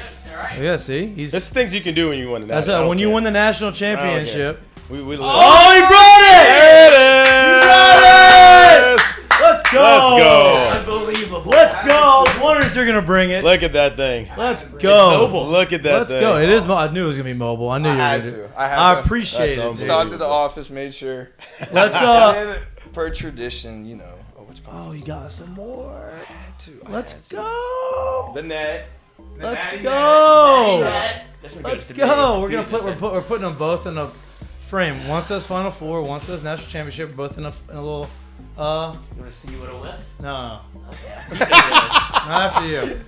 Lloyd just after had you. that thing literally up his nostril. Talk to me about it, bro. Like how did it feel? Right. Obviously, y'all were in a great city to celebrate in. Yeah.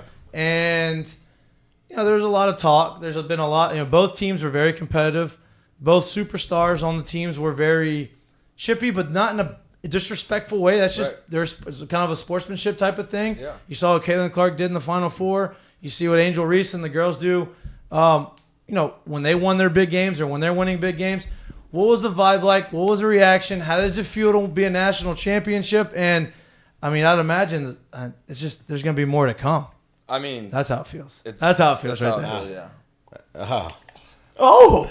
No, I'm not chugging. Yeah, okay. We got the funnel over here if you need it. But dude, it feels great. It's I bet it feels unbelievable.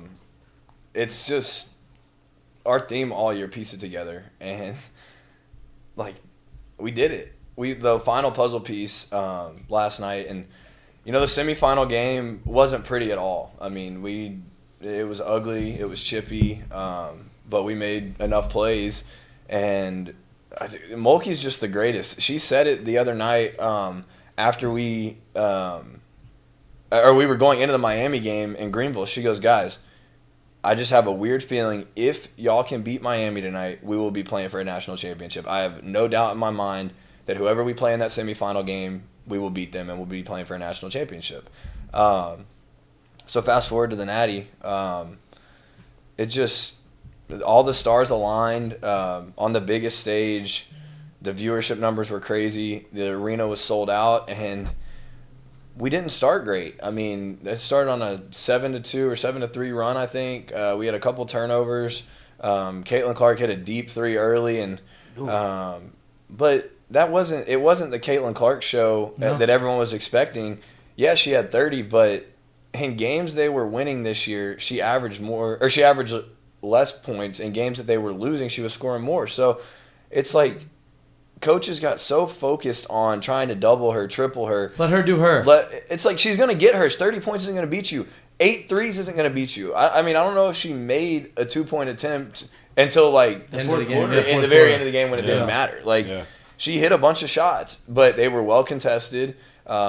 We fouled her a few too many times. Well, I feel like the whistles were a little bullshit sometimes. I mean, even on both sides, right? Yeah. Like, I feel like the referees kind of took some of the, I don't want to say the wind out the sails of the atmosphere because it was still there, but nobody came to watch them, right? They came to watch Angel Reese, Alexis Morris, and Caitlin Clark, and those girls play. Yeah. But the ticky-tack fouls and, honestly, that technical on Caitlin Clark was like, let's just... Not mad about it, though. No, of course not. Obviously, right? Like, that's, as a fan and someone on the other side, you like it. But as a non-biased fan, you're like, hey, listen, there's emotions that run high on both sides. You've got to understand that. You have to have some feel as a referee. And I thought some of the hand check fouls, you don't need to call that. Right. But the one call that I am glad they made, because I had seen it on TikTok, I had seen it on Twitter, Caitlin kind of hooks with that offhand to create space, and Poa sold it really well, but go watch the slow. She did hook her. Yeah, but she did hook her. And it's just, that's a Steph Curry-esque move, and Caitlin Clark is phenomenal. One of the best I've ever seen play on the women's side. I mean, she can score at all 3 levels, can pass, create for herself, create for others. It's unbelievable. Great off the ball. Yeah. The way that she comes off screens. That one with Alexis where she went here, came back through the screen. That was very Steph-esque, right? And the thing is, played it twice. She knows how to read that because if Lex is going to tag that, then all the screener's going to do is turn around and screen Lex again. And it's almost like the screener just stands there, and Caitlin's. It's like a read option almost. Yeah. So it was fun to be a part of it. It still hasn't really sank in. I don't know when it's going to sink in. We were sitting there last night, and we get up big. That Jazz hit the three right before half, banked it in, and we went in the locker room. And the first thing that the coaches talked about is, guys, the third quarter. It's the most important. That Tennessee game, that's when the big run happened. We were up 17 against them. And Bob was, Coach Starkey was like, guys, we got to stay positive. Stay positive with the girls. Let's not bring up any of the Tennessee stuff. Let's not bring up any negative.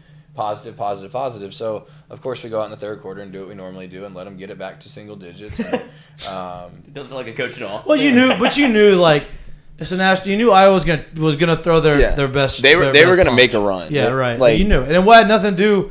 I mean, some things helped probably with, but credit them. Like you knew they were gonna make the shot, but credit LSU for coming back, right? Yeah. Because hey, we got your run. We're gonna withstand your run, and then we're gonna go make ours. Yeah, and it was. I think that.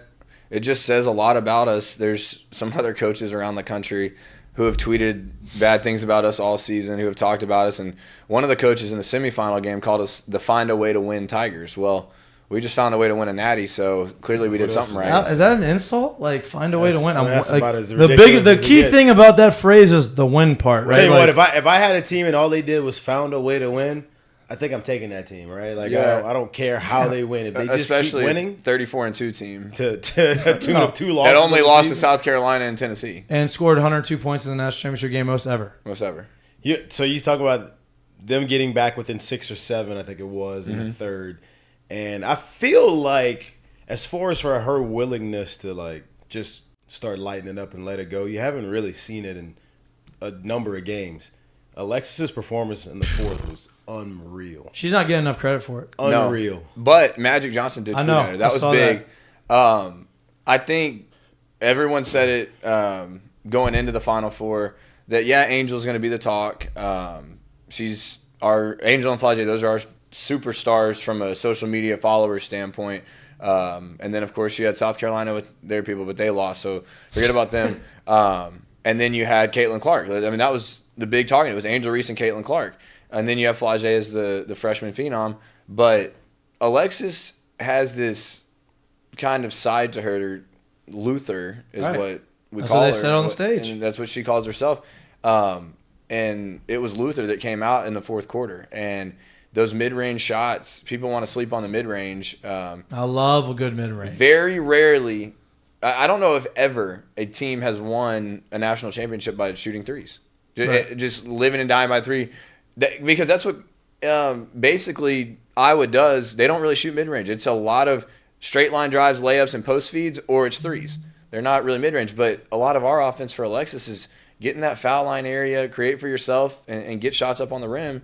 And not a lot of them hit the rim. A lot of them are just nothing but net. And she's kind of the unsung hero. Like, you got to She almost had a double-double, right? Like, Yeah. So, and I don't mean to cut you off. No, This you're kind of going to your point is like, and you said Magic tweeted at her, right? Which he did. I saw that, right? But Magic, if you watch Magic Johnson play, what he was so good at and what he focused on was, I'm going to make sure everybody gets theirs. Like, that's going to make us go. Like, I'm not, he's different, but Alexis Morris may not be the best player on the team, which I think she is, but she's the most important player on the team, right? So, hey, I'm going to let everybody get theirs, let everybody get in rhythm, and then when I need to, and it happens all the time, I feel like when you watch them, is like when it needs to, in the fourth quarter, when things are starting to go one way or the other, she takes over, right? And that's a sign of a very good point guard.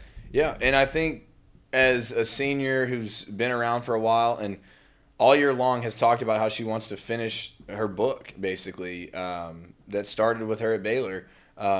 She said it a few weeks ago, I want my senior night to be in Dallas. And then we won the semifinal game. And this was before we knew who we were going to play. And she said, I'm changing that. I want to cut down a net on Sunday night. So it didn't matter who y'all played Sunday. The way y'all shot, y'all were going to beat anybody. Yeah, I mean, I truly believe that. We would have had some matchup problems had it been South Carolina, but I think they overlooked Iowa. I really do. But I think it has a lot to do with the stage that we were on and the girls' just will to win. But the other side of it is we had a cupcake non-conference schedule. I guess saw your post. I really think. I mean, we had cupcakes today at the PMAC. It was awesome. They tasted real good with that trophy. A little funfetti inside of it, maybe. Yeah. The yellow and purple sprinkles on top. It's just like people have just doubted us all year, and just to take a step back last night and watch that confetti fall, just knowing that we were the champions, it's unbelievable. And kind of rewind to about 2 minutes left, you look over and it's just a sea of purple and gold. And to see the fans and former players, Simone Augustus, you had a number of them. Simone's mom was with her, and you're pointing out all of Mulkey's former players from Baylor. But I mean, the national media thinks that Mulkey's former players don't like her. And that was my point, right? You see Kim get emotional, right? Yeah. Like this is her 4th national championship that she has won. That's unbelievable. Right? Like she's done it as a player, she's done it as assistant coach, she's done it as a head coach at 2 different schools. Mm-hmm. And you see the emotion. Obviously, she's from Louisiana. It means a lot to her because it's like her home state. This is what she did. But I feel like there's more to it, right? There's the history that she's had with Alexis. There's all the transfers she's brought in. There's all of the noise that they've had to hear throughout the course of the entire season. Like, all of that had to play into that emotion. It's like, what did you, because you've known her for a really long time, what did you feel like when you saw her get emotional and have that type of reaction after winning? Kind of the same emotions that she had. I was there in 2005 in Indianapolis when she won her first one. I was there in 2012 in Denver when she won the second one, and then I was in Tampa in 2019. But that was always from afar. I mean, Kramer and I are close, and our families have been close, but I don't know what the day-to-day looked like. So being a part of a program that has been through some crazy times this year, good, bad, and ugly, it's crazy. It just hits you like a freight train all at once. And in 19, when she won in Tampa, it came down to the buzzer. I mean, they hit a layup, and then Notre Dame ends up missing a free throw, and she ends up winning by 1 or 2 points in that national championship game. This one, Kateri hit a huge three. The dagger. And Patrick Wright, it's on my Instagram story right now. It's Patrick Wright's radio call of Kateri hitting the three, and then it goes into that Titanic music. It'll give you chills watching it. But when Kateri hit that three, the whole bench started going crazy. I'm literally just standing there with my three up for like 15 seconds. I just did not want to move. The crowd was into it. The fan, it was just the best atmosphere you could imagine.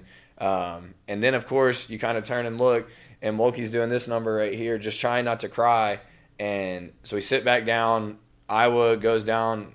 I don't know if they scored or not. I don't think they did. But we get the ball back, and Mulkey gets down in that kind of like squatting pose, and you start to see her tear up. And I kind of look over my shoulder at G, and G's eyes are starting to tear up. And then I was like, it started to hit me like, oh my gosh, we're about to win a national championship. And it takes you back to the long days of October where you're practicing for 4 hours. It takes you back to September when the girls are just starting to get their new gear and break in their shoes for the first time.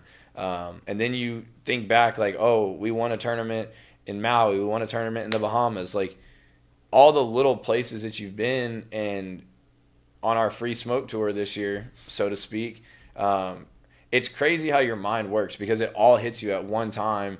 And it's just these pent-up emotions that you can't really control. And by the time the game was over, it was time to celebrate. Like, the emotions hit you, you're on the bench, the tears are flowing a little bit, but when that final buzzer sounds and there's zeros on the clock, that's when the happy part is. That's when the work's done. What y'all saying, breathe and believe? Is that what it says, breathe in? Someone said that on an interview. She's like, yeah, Kim would always tell us to breathe. And something. What is it? I think it's breathe and believe. She said a lot of stuff that I just, as a coach, it's just she's been in that moment before, and she finds ways to motivate kids. And then she jumped Flage's ass in the first quarter. I've never seen Mulkey call a timeout 2 minutes into a game. Even the South Carolina game, it was 18-2 before she called a timeout. Yeah. Like, she called a timeout so quick, grabbed Flage, and most coaches would just take a freshman out and say the stage is too big, you're not playing tonight. And then what did Flage do? Balled. Yep. Absolutely balled. Locked up on defense, hit some big shots for us, got other people involved, and she rebounded really well. That was the biggest key. Like, we knew Angel was going to rebound well. We knew LaDeja would rebound well. but the key was going to be our guards. And then the ticky-tack fouls, we get into bad foul trouble, and Jazz comes in, doesn't skip a beat. Poa comes in, doesn't skip a beat, hits 2 big threes. Yeah. One should have been a 4-point play. Yeah. And then drew some fouls on Caitlin Clark. And you never want to play a team with any weaknesses. Like, we didn't want Caitlin Clark. And I heard Mulkey tell the ref this. She said, no one wants to watch Angel Reese and Caitlin Clark and Alexis Morris sit on the bench. Like, but y'all did that. Y'all are the ones blowing the whistle and calling these ticky-tacky fouls. Like, no one wants to watch that. If it's a foul, it's a foul. But, like, let's let them play a little bit. Yeah, exactly. If you're so like going through this whole game, like you said, thinking about at points in the game, you're thinking about the summer and all the stuff that built up to the spot that you are.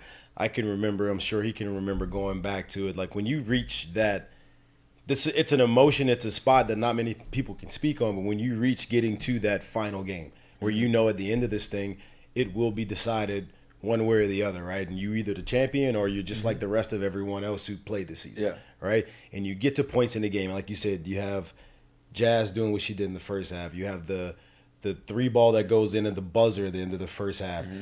Controlling those emotions going into the halftime, knowing like there's still another half to play. But my God, if I could have written a better script for where we are right now and what we're about to do, what we have the opportunity to do, how cool is that feeling of knowing like we don't have much left, but it feels like it's so far away. Yeah, it was, and we said that in the locker room going into halftime, where it was a long walk from. So Jazz hits the 3 at the buzzer. We're all sprinting off the court, running in the tunnel, celebrating, whatever. And once we get in the tunnel, you got to walk. It's an NBA arena, so you got to walk a long way and then take a left and walk down a long hallway. And that the walk itself felt like a mile. And you're like, we can't get to the locker room quick enough. But it's almost like you want halftime to just hurry up and be over with, so you can get back on the court. And we just kept saying 20 more minutes. But those 20 more minutes just couldn't go by fast enough. And I kept looking at G, and I'm like, that clock's not moving fast enough. That clock's not moving. And then Alexis, being the senior she is in the fourth quarter, she got that 10-second violation, but I knew what she was doing. She knew that if we milked that clock, you can limit the number of possessions that I was going to get. And we held Iowa on a lot of possessions to 1 shot. So Alexis was being smart. Now, wish she would have gotten the ball across half court, but that just shows the knowledge, and it's what Kim has been preaching all year. I need a general on the floor that thinks the way I think as a coach. And that's why Kim is such a good coach, is because she played the position, the most important position on the court. She was the quarterback, and she was the point guard. Like, you need someone like that on the court. And it's been a big step for Alexis this year to rise to the occasion and take over when she needs to take over. I'm gonna say this. I don't want to say this to make this sound weird, but I felt like watching the game, it looked like y'all became a complete team this game, right? And let me explain why I'm saying this, right? Like, obviously, the game went through Alexis and Angel for the majority of the year. Angel Reese set the record for most double-doubles. That's what happened. You had some very talented players around them that they were kind of up and down throughout the course of the year. Well, you go through this game and you have 21 points. Carson. Yeah. She scores 21, 7 for 7 in the first half, right? Then you get to halftime. Your 2 top players, who I just said, Alexis Morris and Angel Reese, not on the court. Right. Don't play in the third quarter. Barely play. I don't think they play. Do they play? Not much. I don't even know if they got into the game.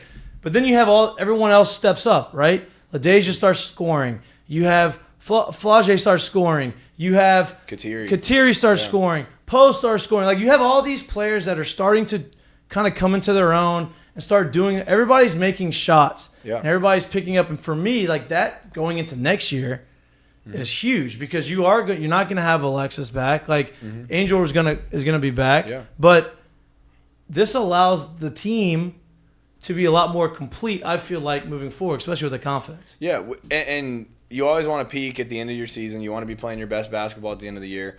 But it just goes back to how wise Coach Starkey and Coach Mulkey are. Piece it together. Like I said, has been our theme all year. We wear it on our wristbands every day. Coach makes the girls wear wristbands during practice to say it, so it's a constant reminder.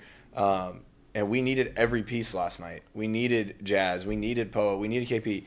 I mean, hell, we needed the bench energy, because most of the time when a girl on our team gets subbed out, they don't want to hear from an assistant coach. But to have the end of your bench picking your teammates up like, hey, you're good, you're going back in, quick blow, whatever, like, you're fine. But you needed every single person on that bench and on the court last night to play their role. And we knew going into the game that we were going to have to make shots to stay in it. Iowa does not play great defense. They really don't play defense at all. I mean, it was – I'm just baffled that South Carolina didn't beat them. Shocked. Caitlin Clark had a great game, and it was unbelievable to watch and be a fan of women's basketball that night. But, I mean, what got us to the national championship game was defense and rebounding. We gave up 85 points last night, but who cares? We made shots. Right. So something had to give. Something definitely had to give. So here's the thing: LSU has had some very, very, very historic players, not only in college basketball, but they've gone on to have very historic careers in the WNBA as well. Mulkey comes here year 2. It's been very, very quiet, right? But she's had a Jordan-esque career when it comes to getting to championship games. She's 4 for 4. Never lost in a night. Why is she so good in those situations? Because competitors don't shy away from the bright lights. And she's been there as a player on the college level. She's been there as a player in the Olympics. She's been there as an assistant coach under one of the best to ever do it in Leon Barmore. She's been there, played for Pat Summitt. Really 5 for 5, honestly, because the player side of it too. I mean, she's learned from the absolute best in the game, and she doesn't shy away from the moment.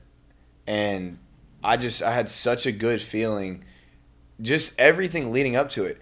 She's the type of coach that she put it in the girls' hands on Saturday. Saturday night, we had a huge pep rally at the hotel. It was packed, fans going crazy, grittying. We had Boozy, set it off like nuts at the hotel. We refocused. We went back to our meeting room to watch some film, and she said, guys, 7:45 is the only time we can get on the court tomorrow. Normally, if we have a 2:30 game, hell no, we're not doing shoot-around. All the girls said, no, we've been doing it all postseason. We're having shoot-around. So we woke up, had breakfast at 6:30, and we went to shoot-around, stuck with the routine. But it was completely up to the girls. Mulkey said, I'm not telling y'all we have to go to shoot-around. If it were up to me, we can sleep in, rest our legs. And the girls were like, no, we're doing it. We want to walk through their inbounds. We want to go over their plays, and we want to get shots up on the main floor. I don't think Iowa even practiced on Saturday, and they didn't use their shoot-around on Sunday. So there's something to be said about the grittiness and the toughness. And it's hilarious, and Mulkey will come out with this probably, and Angel will say it. Before our Michigan game, after we beat Hawaii, we have girls on our team complaining that their legs are tired, that their legs are dead. Mulkey walks out of practice. This is the day of the Michigan game. We have shoot-around. Mulkey leaves shoot-around. Kicks all the coaches out. Said, "Coaches, locker room. We're done. I'm not doing it today." Well, the girls stayed out on the court, and they led their own shoot-around. And to see that leadership from Alexis, from Angel, their legs weren't tired. It's a mindset. Right. I mean, you had kids that were just pumping fluids into their bodies on Saturday night and the early hours of the morning on Sunday getting ready for the national championship. And the scenes and the picture, like, it's going to be all over social media, but it's just unbelievable what our girls, and I'm going to read you the text that Kramer sent me last night because he hit it nail on the head, talking about what our team has done this year, because it truly is special. He said, oh boy, here we go. Oh, you're lost in the sauce. Hold on, here we go. Imagine a lot of texts when you don't sleep for 3 days. I had 384 after the game. He said, y'all literally just changed women's basketball forever. It's bigger than it's ever been because of the Final Four and the players that were on that stage. And I responded, no doubt. I responded, we just won a natty. Yeah. And he said, yep. No doubt. Y'all just changed it because of the personalities we have. We got off the bus the day of the game, and we always ride the bus up to the arena. We have a hype video that plays inside the bus, not the ones on social media. I mean, this one's strictly for the girls and the coaches, like hype video, get them ready with music. And you pulled up to the American Airlines Arena, like right where the Dirk Nowitzki statue is. They had a red carpet from the street all the way up to the front of the arena, and there were probably 10,000 people there just looking to take pictures, sign autographs. And in that moment, like, most people would kind of shy away from it. But when you've got a Flau'jae Johnson who's performed and rapped on big stages, when you've got an Angel Reese who doesn't care about how big the moment is, Alexis Moore, like, our girls embraced the hell out of that and loved every second. That's a credit to Kim because she allowed them to do that. Exactly. She empowered them to say, hey, this is your personality. This is who you are. Be you. Yeah. Allow yourself to be you, and that's what is going to allow you to be the best player that you are. And I think that's a lot of guys, we've talked about here, a lot of coaches don't do that. No. I mean, right? A lot of coaches try to make you somebody who they want you to be as opposed to, hey, this is how you are. I understand how – I'm going to take your personality, understand how your personality is, and learn how to coach that personality. Can we, like, show this picture on there? Oh, absolutely. Your personality and like who you are, not only as a person but as a player, right? Like, I think that's one of the big things that kind of gets lost in coaching is you get so in your mind of wanting such and such player to be such and such a way. Hey, recruit the players that you know are the type of players you want, and then you go let them be them. Right. That's how you get the most out of them. Right. You know? Right. No doubt. I mean, just seeing our girls. I don't know if y'all can see this. Oh no! Look! Zoom it in. Can you send that to? You can. I mean, look at this camera working. Look at that. Oh, wait. Like, damn.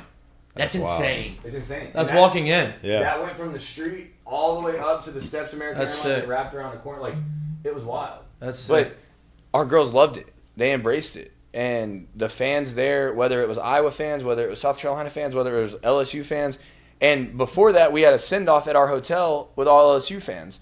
And that's the next thing that I've come on here all year, talked about the fan support.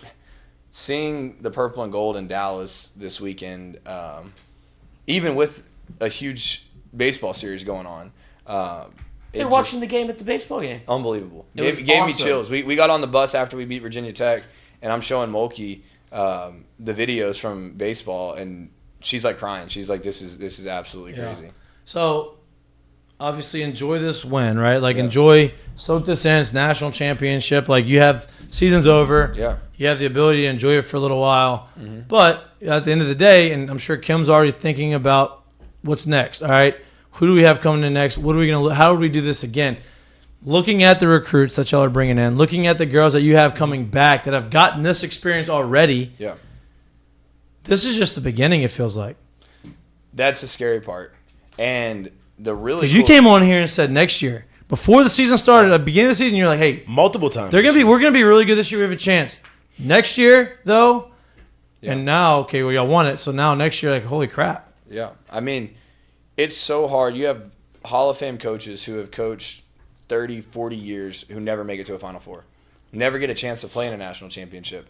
And the fact that these kids this year got to not only play in a Final Four, but win a national championship, that experience in and of itself is going to give them the ability to take big strides this summer. And then once our recruits get here in the fall or late summer, they're going to push – our current players will push those younger kids like, this is what it takes to get to that point. The best part about that, 3 of our 4 signees were at the semifinal game. They were selected to play in an all-star game in Dallas on Friday or Saturday. So they came to our semifinal game. And to see them not only watch us play, but just be there in the atmosphere and watch the South Carolina Iowa game after our game and be able to interact with our fans and our players, like, they're part of the family. Once you sign that letter of intent and the 3 letters LSU across your chest, like, that sticks with you for a long time. And I think even though the Michaela and Angelica and Aaliyah didn't step foot on the court, just them being there in that atmosphere allowed them to say, hey, like, this is where we want to go. Like, this is big. Is Kim Mulkey the greatest women's basketball coach of all time? Well, you got Gino. She's up there. I mean, Gino's won 11. Yeah, at the same school, though. My whole point is Kim's done it 3 different places.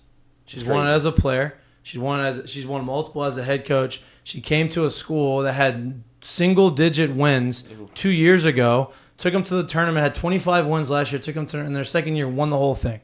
Right? I get it. Gino's got 11. Great. Yeah. I understand the amount. But how she's done it, where she's done it, and changing the game of women's basketball. Yes. Now, Gino changed it. Yeah. For sure. He made it, and then I think LSU and I think what Kim's doing is kind of taking it to the next level. Yeah. As far as popularity goes. She's got to be. I mean, she's on. If you The had to have short list, top if you had to three. have a Mount Rushmore, she's on that Mount Rushmore. No doubt. I mean, I think you've got 3 up there with Gino, Pat, and Kim. Crazy. I mean, Kim Mulkey court. It's hard to argue Kim that. Mulkey court. but that school in Waco wouldn't put anything on the court for her. We're very happy they didn't put anything. Yeah, on the now we court. can do it. That's what it took. That's That's hard. all it took. Good. I think she's one of the greatest, if not the greatest, because to have the guts to leave a university that you spent 21 years at, built a dynasty there, won 3 national championships at, had all the All-Americans. I mean, she's 8 wins away from 700. She's at 692 wins. Think about that. She's 60 and 8. Is that right? 20 or 34 and 2 this year and 26 and 6 last year. She's 60 and 8 in 2 years. They won 9 ball games before That's we my got point. here. That doesn't just happen. Right. You can bring in the best of the best players, but there's something to be said about They got to coaching. buy in. They got to buy in. And Play they defense. They weren't just new players. Like, she brought in all the. They weren't just players that were there. They're all new players. Yeah. 9 new players that came in. They were talking about on ESPN last night how great she has Talked been. a lot on ESPN last night. Yeah, it's bad, not bad, but like when you get to the hotel and you're just in your room and you've watched the same segment like 4 times, that's how you know. And that's one of my favorite things, because I remember in 2005 when she won her first national championship, we were all up and she had a huge suite on the top floor of some hotel in Indianapolis, and Kramer and I were just sitting in there watching ESPN just roll through, and then the top 10 comes on, and then 45 minutes later the top 10's on again. I'm like, I've already seen it, but it gets better and better. And then they kept showing the Angel and Caitlin Clark stuff last night, just going at it. And then it gets early enough in the morning, it's 7 a.m., so they finally have the first segment of the day, and people have their takes on it. And then you get on Twitter and you're reading all about it.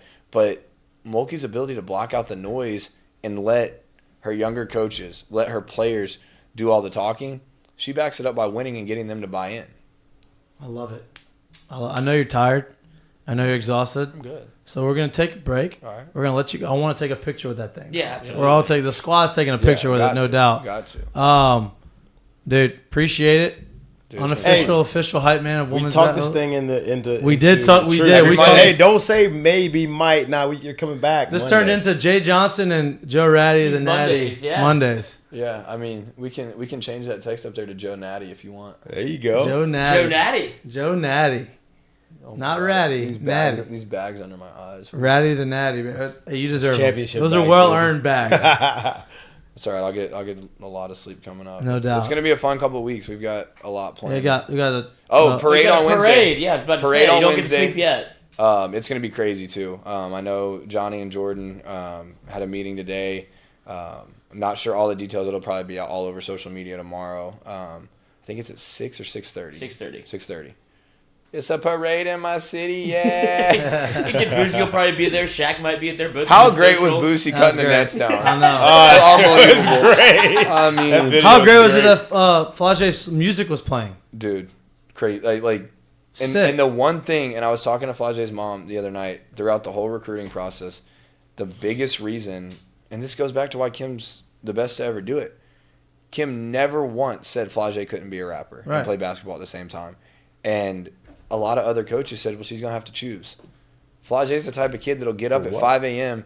and write music, go to the studio, record, go to study hall, go to class, get lunch on her own, and then come to practice. As long as you can have your responsibilities and understand what the priorities and understand if you can do it all, great. For what? Like, Yeah. that doesn't make any sense. Like, what are you telling me? Like, I can't have something else that I'm passionate about while I'm Exactly. playing the sport? That's ridiculous. Honestly, I think it's better to have something that you're passionate about to take your mind off the game. Thank you. Something to Exactly. escape from. Yes. Something to actually go and do she's, something else. She's always said it. She said basketball is what she does. She said music is her therapy. Like, she Yeah. plays basketball, but music is No doubt. what keeps her sane. Like, she loves it. Yeah, And she's no doubt. very, very talented. You have to feel for Iowa too, going into that. Where like they have Flage's music playing. Like this is a whole different animal we're about to walk into. It's crazy. When you feel like the absolute swag that LSU basketball brings, where it's we haven't faced anybody like this in the country. No, And then you saw it happen. It manifested itself on the court. Yeah. no doubt. It just the first show I came to, I guess, was right before Bama. Yep. That's crazy. Yep, crazy. Here we are. Great run for the first championship I've ever won. There you go. I Enjoy it. Soak lost it in. in 2 state championships in high school, lost in the semis in 1, and then lost in regionals in high school. So soak it up. yeah, Enjoy every single second of it. I'm not that old. No, I was just wondering. I didn't know. I mean, that's the last. But it was nice to hear from some of That old. my It's not that coaches, old. former college coaches and former teammates. So it's gonna be fun on Friday. We're going to the Pelicans game, and I'll have 2 teammates. One plays for the Knicks, one plays for the Pels. Jackson Hayes and Jericho Sims, and then one of my favorite GAs of all time. He's on staff with the Knicks. So Nice. Nice. Are the Pels gonna make the playoffs? I haven't even paid. They They are tied. They're in a 7th. 4-way tie right now for 7th. So They're 40 and 38. And Zion's supposed to come back soon. Yeah, so I mean they have a shot. Yeah. Another 2 weeks. All right, we're gonna take a minute break. We're gonna get all these the photo shoot with the boys. You're what? Appreciate you coming on as always. Awesome. We're still gonna have you. I might have to join you all at the box. Now, Come now on. like turn into a huge baseball fan. Yep. It's baseball season now. Baseball season now. We got to the very last day that we could. Yep. And that was the other thing. Last thing I'll say, and then we'll move on. Hearing Coach Mulkey on that morning that we decided to have shoot around, just talk to the seniors and just put it all into perspective. Win or lose, that was the last possible day that they could have played. Yep. The women's NIT was over. Love that. The other tournament was over. And when we huddled up at shoot around, because there's only about 30 players, say the average team has 15 on each squad, 30 players get to play on that last day. Not many teams have a bunch of seniors anymore. We have transfer portal, all that. And so LaDeja, Alexis, Jasmine, and Emily, she's like, guys, this is the last time that y'all will wear the LSU jersey, win or lose, and y'all are doing it on the biggest stage, national championship. So it was fun, and I'm excited to see what those seniors are going to do after this. did Anthony throw Game 3? No, Who threw Game 3 against Texas? he did. So the reason that you're saying that, it kind of gave me chills because I can remember Paul at that time. He was like, if I told you that you were going to get to play on the absolute last game of the season and we'd have Anthony Ronaldo on the mound, Would you take it? would you take it? Yeah. And we're all like, hell yeah. Game. What do you mean? We win it right there. Yep. Y'all got to do that. It's pretty Y'all cool. got to do it. It's pretty cool. And it's special as a coach, too, because, like Coach G, he had never been to an NCAA tournament before this year. And Coach Mulkey promised him when he got to LSU that he would win a national championship. Oof. The other story, last one, and Coach Starkey told me this after the game last night. He said when he got hired at LSU, he was moving all his stuff in. He has so much memorabilia in his office because he's been to so many Final Fours, whatever. He has his box of rings in Final Four from 04, 05, 06, 07, whatever. And Coach Mulkey's mom was in the office one day, and she was, if you know Gran, she was just kind of going through all Bob's stuff, looking at everything, and Coach Bob goes, Gran, or Miss Drew, there's one missing, a national championship ring. And Drew puts her hands on Bob's shoulder and goes, don't worry, you're at the right place. You'll get one. Love that. Gran knew. I didn't think it was going to happen this quick, but It's called return on investment right there. Quick. Stock is booming. Stock is up. All right, let's take this break. Let's get all these pictures taken so that I can get you out here so you can go take a big old nap. I'm watching that. For about, Who you got? tell you what. He's going to get a good UConn. night of sleep. I mean, I'm gonna try I might to get to watch it on halftime with the Friday. Natty. I think UConn blows them out. I think so. I mean, they've been literally blowing through Yeah. everybody they played anyway. They were real good in January and February. That was really the last time I'd watched them play. Yeah. But I think you're a little busy. yeah, I had bigger and better things to worry about. True. Absolutely. True.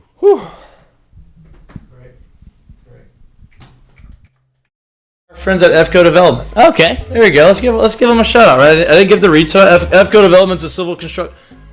You go ahead and read it, Lloyd. I'm putting together the Ask Okay. Mikey and Mitch. FCO Development is a civil construction company that specializes in new multi-family construction. They specialize in site drainage, site utilities, earthworks, site clearing, house pads, ponds, demo work, hurricane cleanup. So basically anything that is moving dirt, getting a site ready to be built on vertically, has nothing to do with mathematics. Like Lloyd tried to say on Monday, he said he wasn't very sure. He didn't know what was happening with. He's not good at math, but I'm not good at math. yeah. But math doesn't. You don't need math. I'm sure maybe there's some sort of thing, but I don't Well, think if Tyler that works there, you're not doing any equations or anything like that. Quadratic formula. Yeah, you're not doing the Pythagorean theorem or Oh, anything like nice. that. You like that? And if you're interested, right? These guys are based out of Lafayette. They do a lot of work. They are very experienced in the industry. They've been doing it for their entire lives. And if you're interested and need any help, or you want somebody to do a project for you, call Tyler Leday at 318-229-5585.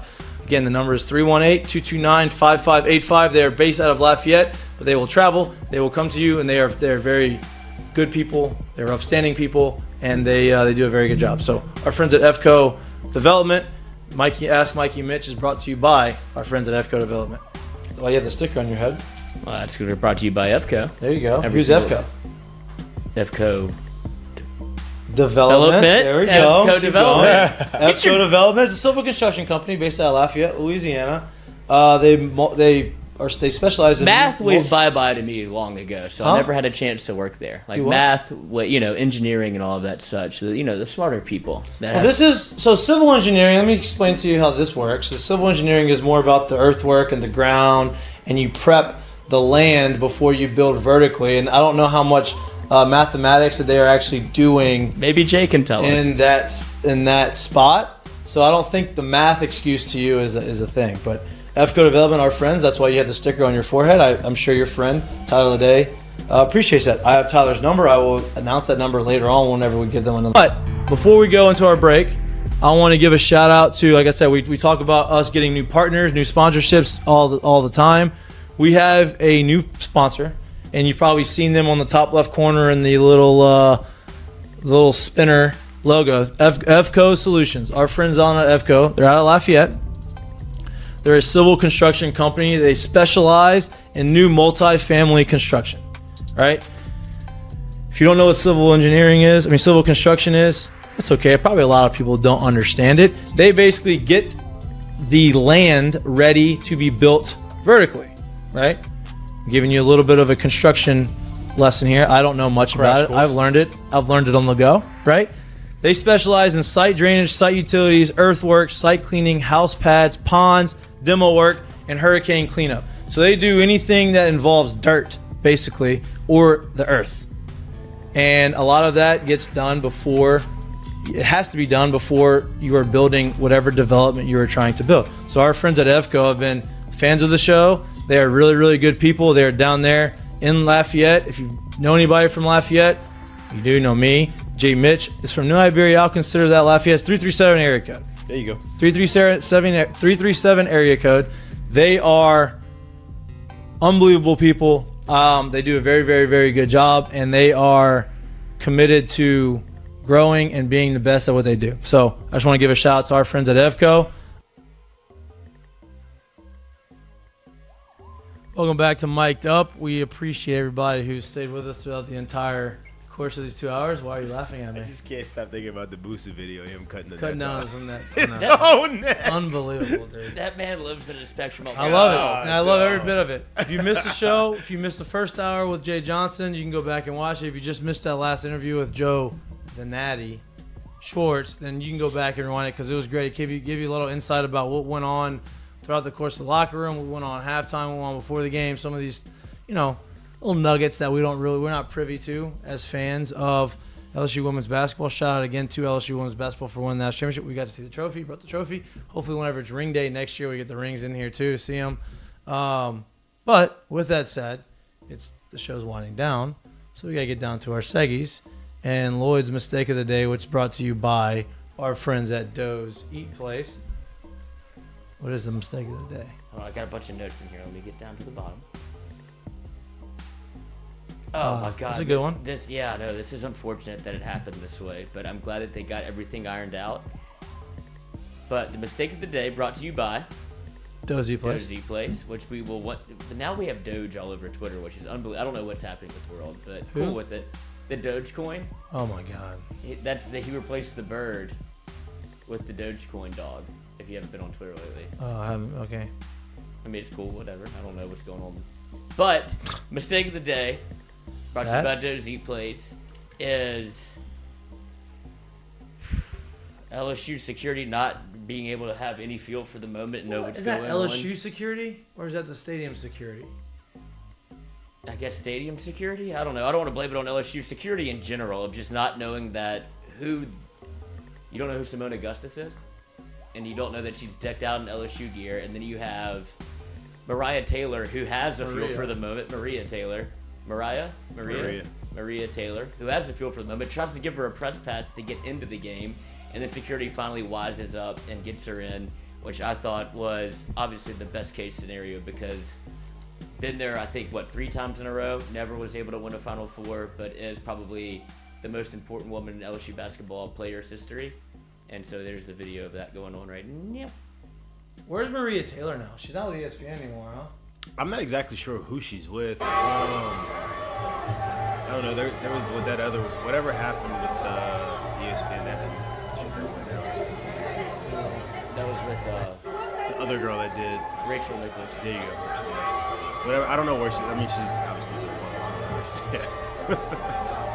But I just thought that would, mistake of the day, not letting her in, then it automatically rectified by get this lady in the game. What are we doing here? Mistake of the day was almost a mistake of the day. It ended up being a good thing. Happy for you. That's brought to you by Dozy Place. All right. We got our curtain calls, which are brought to you by our friends at Assured Partners. And me. And I don't think that I think this is a consensus curtain call, right? Like, you can have your individuals, but I think today we're all one big team. Yeah. And I guess our everybody's collective curtain call for the show is the LSU women's basketball. It's the first national championship they've ever won.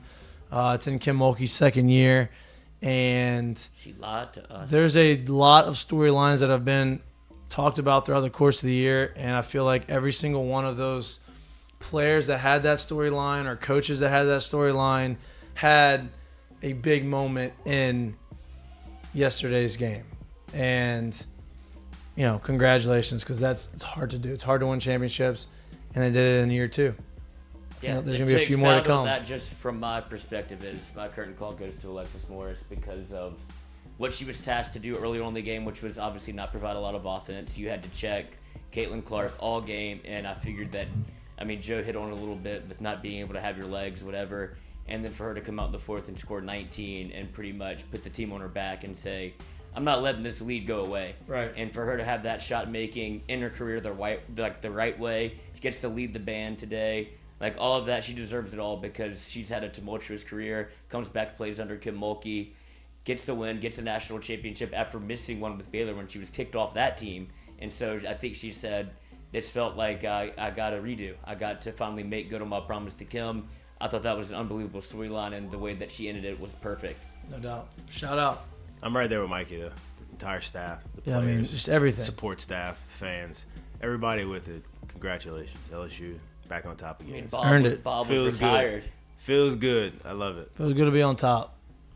Go Tigers. Go Tigers. All right. We appreciate everybody who watched the show, who listens to the show, who's going to watch the show, and who's going to listen to the show. Please like and subscribe. Friday. Huh? Wednesday. Please subscribe. Please like and subscribe to our YouTube channel. If you don't watch it, or you can't watch it because you drive or you're in your car, you like to listen to us, or anywhere you get your podcast. Again, we appreciate all your support. We will be back live in studio this Wednesday from 6 to 8 p.m. And we'll see you then. All Peace. Right. Enjoy the Final Four tonight. I got UConn future, had LSU future. Let's ride. Did you? Yeah. Wow. Finally. What was the future for LSU? When did you get it at? We did it before the year, Coach. What'd you put on it? I did it 3 times. What'd you put on it? $5? Yeah, I put $10, $15 on it a couple times. The road to 2K has been hit. How much did you get? Or enough. What was it? Are you on air still? Yeah. Oh, I thought you took off air. No, I'm a bragger. What were the odds? Plus 650, plus 600, and plus 500. For you. Thank you. What was UConn's? I don't know. I'd have to check, but Jack told me to do that. I think that, let him bet with his heart. And he's like, actually, we're pretty good. May it work out for him. May it work out. All right. Future's Lloyd. Enjoy the Monday. Peace. Have a future on LSU's baseball as well. Hate. Odds aren't going to be as good on that one. I already have it. No, but. Plus 500. Oh, was it plus 500? Mm-hmm. Tennessee was big at plus 450. Sorry about it. All right, that's the show. Peace.